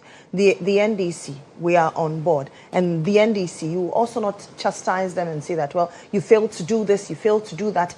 Let's solve it collectively. Can we as a country ever come to that table? We can, and I'm sure that our government would welcome any efforts from the NPP and any other well-meaning Ghanaian who wants to join the fight against Galamsey. We will welcome it. We'll be glad that we all come together. And it will not be an achievement of the NDC government. It's an achievement for all Ghanaians that we've been able to fight against Galamsey and successfully defeated Galamsey. And I would welcome that, invite our brothers that instead of the criticisms and the politics of it, let's join hands to fight against Galamsey. Let's join hands to do it. But when it becomes an issue and the narratives coming from them is to create the impression that we are not doing enough and that we said A, we said B, then we are forced to remind them of what they also did wrong and what they didn't do right. And that perhaps will take us back to the same rebuttals that we'll continue to have. But of course, I am glad, and I would always welcome that. Let's join hands. I mean, I would have been happy to say that, there are some experts in the previous government who worked with the government and have knowledge and skills, experience from the mining sector that they would help the government, and they are ready to do so. We saw it in the past. When COVID broke, the NDC as a government and the opposition at the time as a party came out with solutions and suggestions to help the government of the day. And we did that in collaboration to help fight an epidemic, because we know that the epidemic will not select At the time, NDC. it was even a pandemic. Exactly. It will not select NDC and MPP members. It's against all Ghanaians. And the effect of galamsey, on the other hand, is almost the same. The contumely we are all going to buy, there will not be an MPP contumely and an NDC contumely. It will be the same contumely. But we would want to ensure that if our friends want to come on board, they should come on board and let's work together. Instead of sitting on the fence and just throwing out blames and trying to make it look like we have not doing enough. We are doing enough and continue to do enough. And let it be said that the government of John Dramani Mahama would fight galamsey, would ensure that before his term comes to an end, we would have succeeded in the fight against galamsey. So are we saying if they don't come together, we will not lend an olive branch? Is that what we don't need that. We're not saying that to be a precondition. We're not saying that to be a precondition, but I'm inviting them to join us instead of sitting on the fence and speaking out. I'm a patriot, I'm not a comrade. Okay. Okay. And I could enjoy the conversation between the comrades. And I could see where the scales were tilting. And I'm gladdened that, at least as a Ghanaian, I have fought galamsey. The conversation is not what we are holding here. You have intelligence that people are at an activity in the community. You, knowing the knowledge you have acquired and knowing that that activity may cause some bad effect on the inhabitants. The first to call out to the actors at theater at the place are the inhabitants themselves. It's a very complex fight. So many a times when I hear some of the rhetorics, I tell myself we are not ready at it. My brother was talking about we sitting on the fence. We are not sitting on the fence. I'm not sitting on the fence here. Because as I drive to where I was born in Kwa Etibie. On the highway, I see the devastation of galamsey. And as a person born in the south, like Kwame was saying, Kwame wouldn't want to say it directly, but I love my bunubunu. It's a local recipe that I love. With snail and crab. And where do you get the snail and crab from? It's not just galamsey practice. There's some practice that I fought when I was in office. I hate the use of weedicides. Chemicals. In agriculture sector. I hate it. And anytime I say people don't agree, as a child when we used to cultivate as peasant farmers, when you have weeded and gone through the practice of mulching and then taken away by burning some of the waste, because we didn't know best practice at the time. Even after burning, just weeding and burning, cocoyam just sprouts, just springs off the earth. And when dew starts falling, in no time you see snails lying around. You find small anthills, you have mushrooms growing on it. But because of the effects of weedicide, the flora and fauna, the rich soil that we have, we're killing it. So as we are innovating, some of the things we are innovating with is causing harm to ourselves. So I don't believe in GMO, but we talk more of technology, and every day it comes to hurt us. So we have too many issues. Non-communicable diseases keeps increasing in our society, and these are the effects. But my concern is that, like everybody is saying, it's not just an MPP NDC conversation. It is a national dialogue. Stakeholders, the thing which makes galamsey a complex conversation. The farmer next door realized that his peer gave out his farm to galamseyers and refurbished his home, bought a vehicle, was able to send their children outside Ghana because it's their pride that when you travel outside Ghana, you become a better person. That is the notion of some people, not all. So these are things that occur, and we are all in competition. So peership competition defeats our purpose. That is why at the time I was against the name calling and politicizing the conversation, because I grew up from a peasant home. So when I got an opportunity to become a statesperson, I wanted to push that agenda. So anybody who's followed my conversation and my narrative since I started becoming, this is my senior brother, and I've been having conversations with him from, he knows me. Yes. I don't do these things. But then you sit back and you realize that you want to be a gentleman that every day who speaks on borderlines, and some people who hold the hammer will be knocking off your head and you'll be getting headaches. And then they will tell you that, no, you're a gentleman, don't speak. How can I remain being a gentleman like that? You're a gentleman. You're a gentleman. So when you want me to be gentle, then you try and, emulate me so that I have the confidence. You see, one good thing that builds up a state is trust and good faith. And good faith. So for me, I want all of us to demonstrate good faith and then go to the table. I always say this.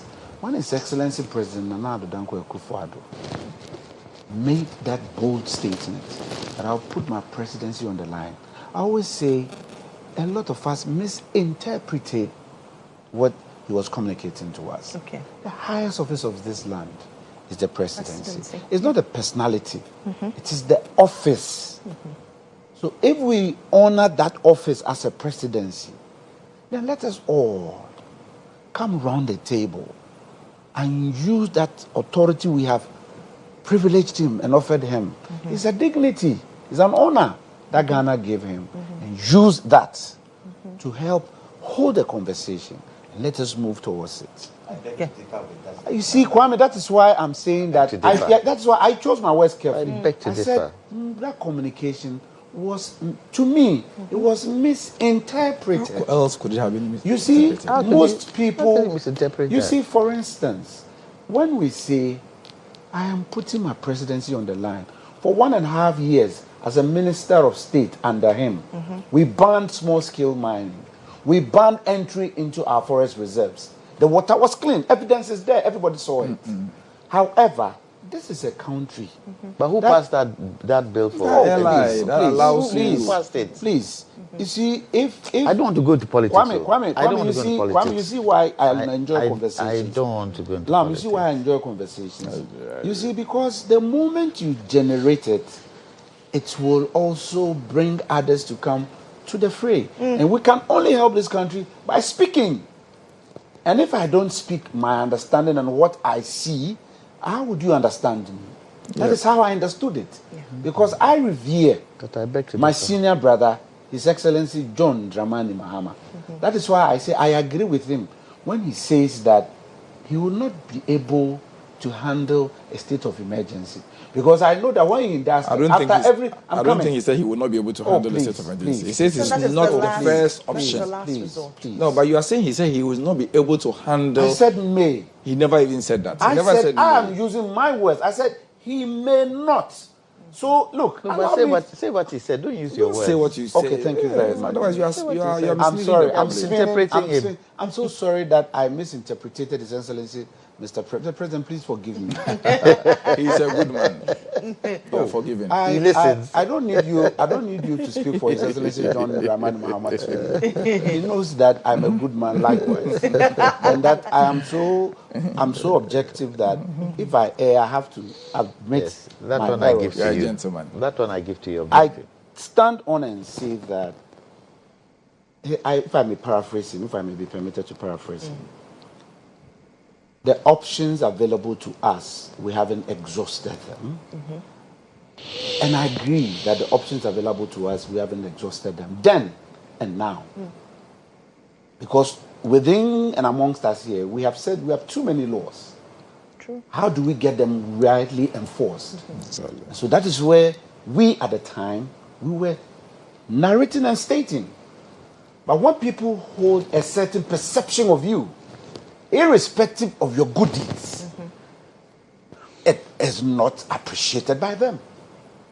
And so when we had banned going into the forest and mining in our water bodies for 1.5 years, because we had made a law and had enacted a particular regulation, an instrument, people still hold that at the back of our heads, that yes, you have done this, so whatever you do, we don't agree with you. And they still hold it to us today. How can you ask me to come to the table if you don't even trust me that my actions were indeed positive? They were administrative. Yet it gave us some results. Okay. How could we encourage ourselves to deepen that practice? Lily, the challenge is sometimes how to test good faith. You How know, do we test good faith? you know your previous conduct, and as we say in law, he who comes to equity must come with clean hands.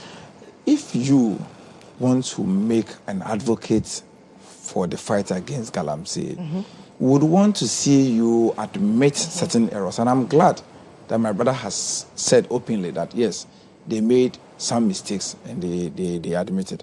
But we're not receiving that from official source. Now, you pass an error, you may have... What's official source? But he's here. I am a member sworn into office, acted instead of the president. I represented him in his region. Very well. I take it in good faith. So wait a minute. So let me dance on. That is why I was saying that I was representing him. I was in theater. I was walking the talk. I was doing it. But because we had a perception, and it is political, that Akufo-Addo, you failed. And so everything that a parachik of an Akufo-Addo does, in total, ultimate responsibility, we have failed.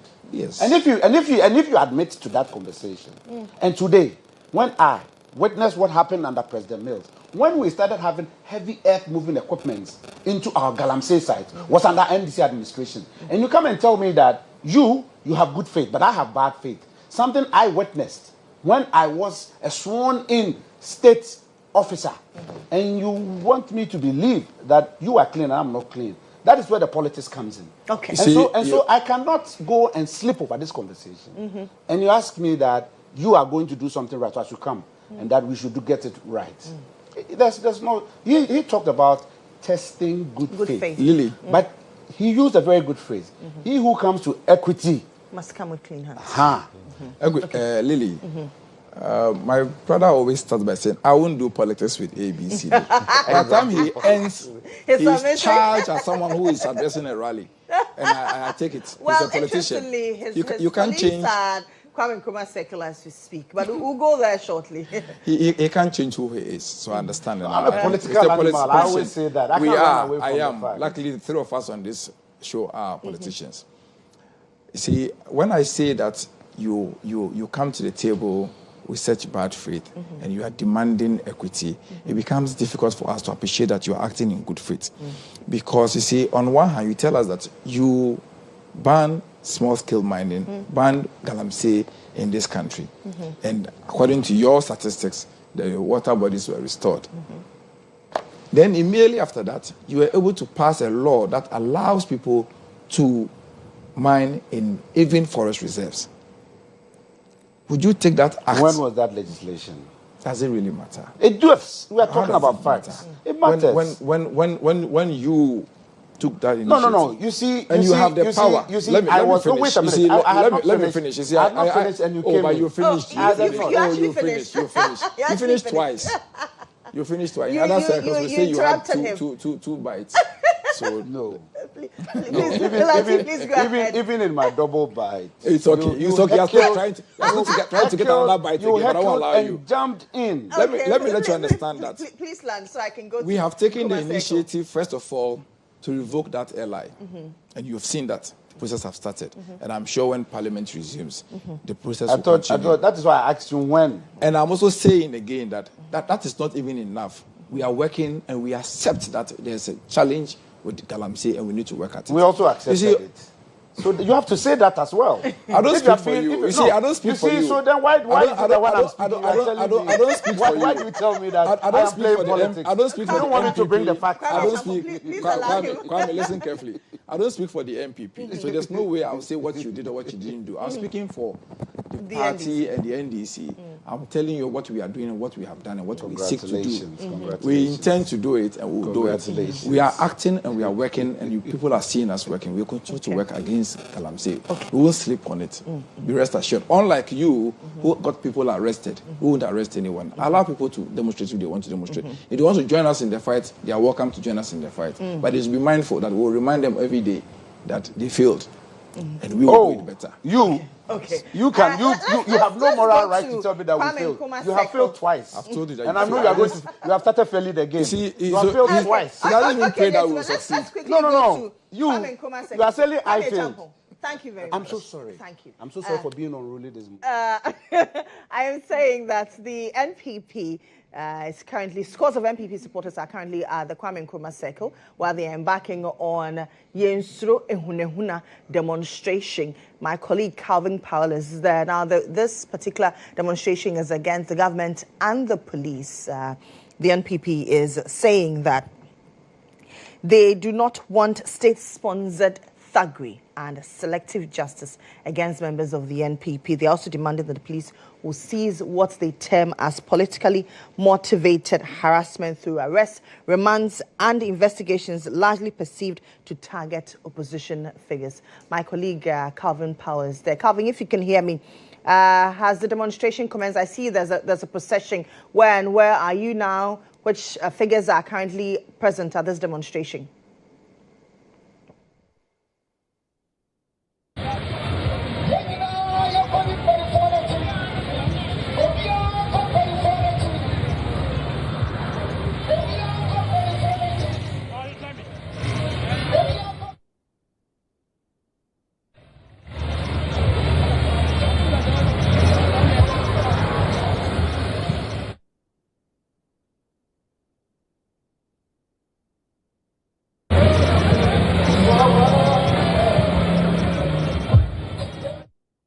That the NDC is in collusion with NPP members differently from the other members of society. And based on that, their displeasure. He made mention that government should rather focus on development and also cleaning our water bodies from illegal mining, popularly known as Galamsey, instead of targeting NPP members. He made reference to the fact that the NDC's third vice chairman threatened to kill some NPP members. The police issued a statement that he has been arrested, but they never saw his pictures on social media. Like when they arrested Abronye DC, his pictures were circulated all over the internet. And also the 6 people that the court fined who involved in Ablekumanov by-election violence, they were charged 6,000, but they don't know the individuals involved. So it means that when it comes to the NDC, they shield the identity of their members who involved in anything against the law. But when it comes to the NPP members, they are shown to the entire world, they are vilified, they are tagged as criminals. So based on this, they realized that the government has a separate rule for NPP and a separate rule for NDC. And they can live in a society governed by one constitution that will be witnessing instances of what they alluded to. So this is the basis of their demonstration. The police are here in their numbers to actually protect lives and property and also maintain a peaceful demonstration is carried out. Our vehicular traffic is building at the back of the demonstrators because they've virtually taken over the entire stretch from circles towards the Aquadia interchange. So currently that is what is happening here. Almost everybody. I've seen Miracle Abuati, I've seen Mustafa, and some other party stalwarts who are leading this demonstration currently.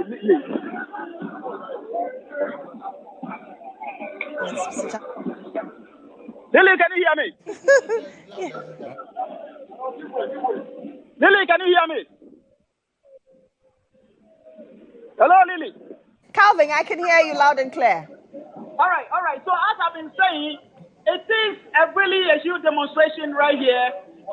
There are people who are also having fun. They are dancing, they're singing, and jubilation. So some people are putting on stern faces. They are quite serious about what they are doing. They will have no one speak to them. Some key members. Everything here. And I have seen some placards that they have so many inscriptions on the placards. Some say, Atta, you are supposed to unite, not disunite us. A lot of messages are here. Some say Mahama is not to more arrest. Some say Galante is killing Ghana. So these are some of the messages that they are hoisting as they march in the streets towards the police headquarters, where we are told they will be submitting petitions to the IGP to... He's supposed not to be biased. He is serving the interests of the Ghanaian people, but not the NDC, and therefore he shouldn't divide and rule the Ghanaian citizens as it is the taxpayers' money that is being used to pay him. So the police are also here in their numbers. They actually cordon off the entire protesters that no one will go beyond the strike that they have given them. But I can tell you, traffic, anyone coming Akwaje interchange from the circle direction will suffer some vehicular traffic because the numbers keep building up, the numbers keep increasing minutes, seconds, and it's going to be a huge day. It's going to be a long day for us as we move along, Lily. Okay. But have they given you the routes on which they'll be embarking on this protest, from the circle area through to where to the police headquarters and then to the Jubilee House? Yes, so they are saying that the police has not given them the permission to go to the Jubilee House, but they are intending to also go there. So we are waiting to see how that will pan out. But for now, the police headquarters is the destination that has been granted to them for now. Okay, Calvin. Thank you very much. I see key figures there. I see Salam Mustafa. I see Henry Nanabuache. I see Dennis Miracles and a host of others. I have not seen the minority leader, Alexander Kwamna Penyomaking. I have not seen the General Secretary as well. I'm hoping. This is a youth match. Mm-hmm. You have to allow them to but the minority leader is a young person. He's a young person, but he's over 40. Now, our party's... okay, well, after he's youthful. Mm-hmm. But I saw flyers saying that the minority leader is repping to inspire them. General Secretary even though I'm not I'm encouraging them to do what But you're not going there after here? Oh, I'll go and give them moral support. I'll be at the back. Mr. Nelson, let me take your quick bites on this and then we can wrap up. Well, it's their right anyway. It's their right to demonstrate. Mm-hmm. So that's not much to say. Okay. Amti. Well, I think we welcome legitimate protests. People, the laws of Ghana, the constitution has granted us the right to demonstrate, mm-hmm. and the current government will not do anything to stop anyone who legitimately wants to protest. Unlike our brothers in the past who went against protesters, we saw the police going for injunction to stop people from protesting. We saw violent actions of the police in the past against protesters this time around. And even people who perhaps were told that, or not even policemen were given police uniforms, were out there to do things. But unlike that, we allow them to demonstrate. We have seen MPs demonstrate in this country, going all the way to Jubilee House, being met by officials of government, received their petition and dealt with it. And so it's legitimate. Let them go ahead and demonstrate. But what we need to understand is that the police, on one hand, are also doing their job. We have laws in this country, and the laws, we sat all here, and all of us unanimously, including yourself, agree that we need to enhance enforcement. And so if we see enforcement of the laws, we should not be complaining. I'm a lawyer. I've had times that I go to court to pray for bail for clients, and unfortunately the court says no. Considering the circumstances, the judge exercises discretion to deny me bail for my client. And I take it in good faith. Talk to the families of the clients, talk to the clients, be patient. Eventually, it will happen. It may take a month or two, which sometimes get their bail. And so let's allow the police to do their work.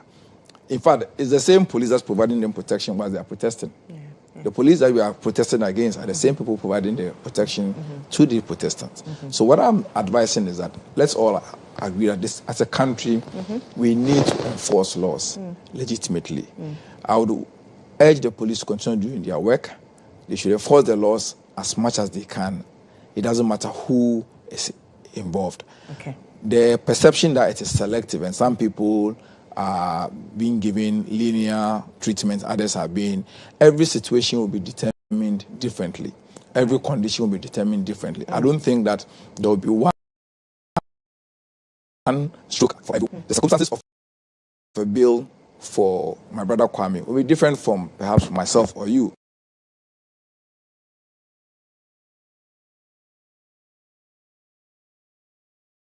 Depending on our circumstances. So if you find out that someone is being denied bail for some reason or the other, it is still a legitimate process. Let the processes continue to take their course and let the police do their job. We would have a peaceful and safe environment if we all allow the laws of this country to work. Kwame, I am wrapping up, but Kwame, the police says that they will not allow the protesters to head to the Jubilee House. But the protesters say, according to our reporter, that they will head to the Jubilee House. Not too long ago, under your administration, you said that the Jubilee House was a security installation. And your party members say that, well, they will go to the Jubilee House to present a petition. But the Jubilee House is a state house, and we are members of the state. So we are allowed to go to the Jubilee House. We are not harmful. Our demonstrators are not going to take police vehicle ignition keys. We won't do that. We are very respectful. We won't do that. We are not that type of demonstrators. We respect and abide by rules. So we are not going to do that. We just There's no more security zone. Oh, it is still a security zone. But you didn't allow others to go. Oh, they were there. They were met. They were met by the deputy chief of staff at the time. The deputy chief of staff was delegated to come to meet them. They met. They met. If I continue, we won't end today. So I won't even go there. It's all right. It's all right. It's all right. Gentlemen, thank you very much. It's not difficult for me to I can still say that. You don't need to move from your seat.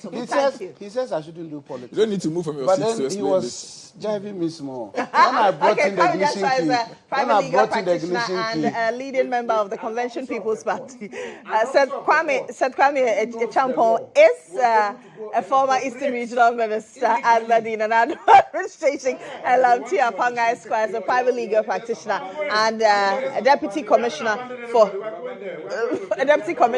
for the Gaming Commission and a member of the NDC communications team. Let's go back to my guest who will take leave of me, but let's go back to Kwame Nkrumah Seko.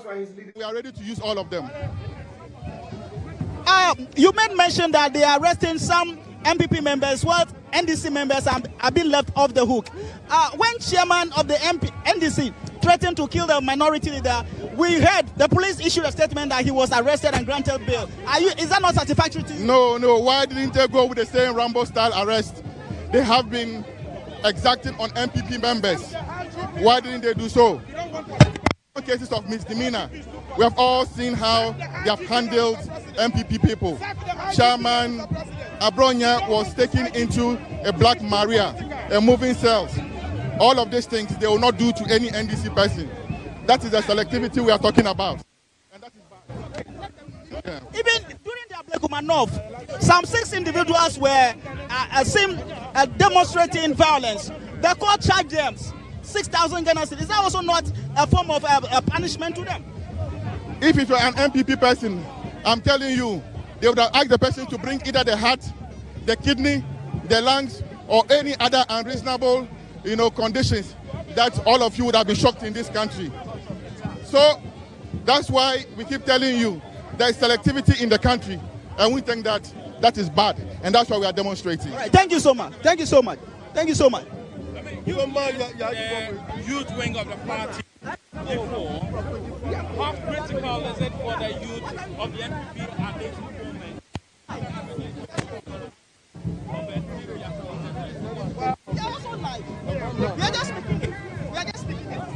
One thing that the NPP never did was to become into submission or out of fear, we gave up on what we needed to do for the Ghanaian people. Today, injustice anywhere is a threat to justice everywhere. The selective application of the rule of law and the laws of our country is sickening. You will have vice chairman of a ruling party making incendiary comments and attacks and also threatening bodily harm and elimination of opposition figures. He's called over a tea or coffee and granted bail. Then you have a regional chairman of the opposition party makes comment, the police finds it offensive and finds it difficult to stomach. The person is put behind bars. The person is given draconian bail conditions. Then you have a trial judge that will tell you that in the animal farm book, not all animals are equal. That is the kind of situation that we face. I'm happy that today, the young people in our party, they have risen to the occasion. And I also... Okay, so you had there Calvin Powell engaging some leading members of the NPP. He engaged the National Youth Organizer, Salam Mustafa. He's currently engaging the Member of Parliament for Ekwapem South, Kwabna Ewuku, Sami Ewuku, I beg your pardon. And that should do for the show. But later on in the course of the day, we'll bring you more on this particular protest. Mind you, they are marching through the principal streets of Nkrumah Circle all the way through to the police headquarters. The police say that they will not be allowed to go to the Jubilee House. The protesters say they have a petition to be presented to the seat of government at the presidency, but the police say they will not be allowed to go there because it is a security installation, by the way. But they will head to the IGP, the police headquarters, and present a petition to the IGP to stop the constant harassment. My name is Lily Mohammed. Let's do some celebrations now.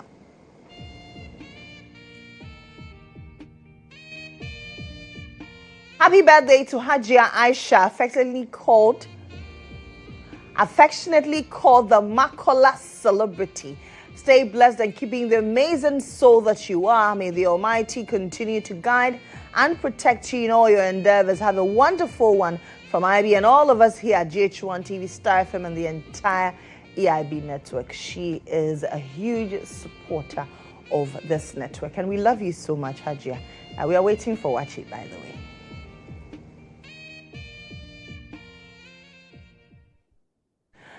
Special birthday to Victor Fiake at Ho RTC, down from your lovely brother Senamdo. May you continue to shine and be blessed as you observe this special birthday, bro. Happy birthday to Mubarak Osman. Allah continue to bless and guide you from Fifi.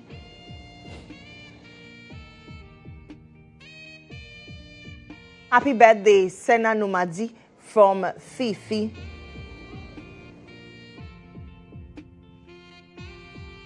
Happy birthday, Mama Margaret Boama. On this special day, we celebrate a remarkable woman whose life continues to be a blessing to many. Your unwavering faith and spiritual guidance have been a true pillar to the Grace Methodist Church Batruna. May this new chapter of your life overflow with love, laughter, peace, and endless joy. May God's grace continue to shine upon you, and may He bless you abundantly in all that you do. Happy birthday, Mama, from Prince Kwame Essien. Happy birthday to Daniel Kwejo Wusu, country managing partner of Deloitte. Also, happy birthday to Colin Asante of Strategy, Risk and Transactions Department, and Dura Pekpena of the Audit and Assurance Department. Also, belated happy birthday to Marvin Barnes and Betty Otri of the Tax and Legal Department, and Perpetual Adi of the Audit and Assurance Department. From all staff of Deloitte,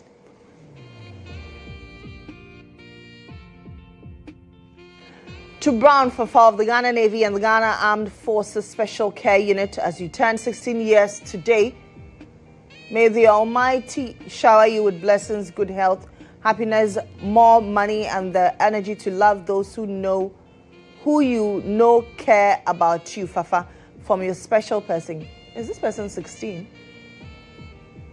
Do we allow 16 years to be enrolled into the Ghana Navy? Anyway, Happy birthday to Flight Lieutenant Raymond Seville. You're not just my husband, you're my best friend, my rock, and my greatest support. Thank you for loving me and our beautiful family the way you do. May this new year of your life bring you joy, health, success, and all the happiness that you deserve. Happy birthday, my love. God bless you from me. For me, this is from Flight Lieutenant Abna Seville. What a beautiful message to your lovely husband. Happy glorious birthday to Nanenchi, journalist at Feel Free Radio. Bro, may God bless you beyond measures from Odisika. Happy birthday to our dearest Abigail. We want you to know how much you mean to us on this special day. We're sending you all our love and warm wishes. May every wish you make come true, and may you find joy even in the little things today. We hope you take the time to celebrate yourself fully. Also, we're keeping you in our thoughts and wishing you a smooth and speedy recovery. You are in our hearts today and always. Happy birthday, Abigail, popularly known as Susa Laposh. So if you're marking your birthday today, happy birthday to you, marking any significant milestone. Congratulations to you. My name is Lily Mohammed. I'll see you again tomorrow morning. Bye for now.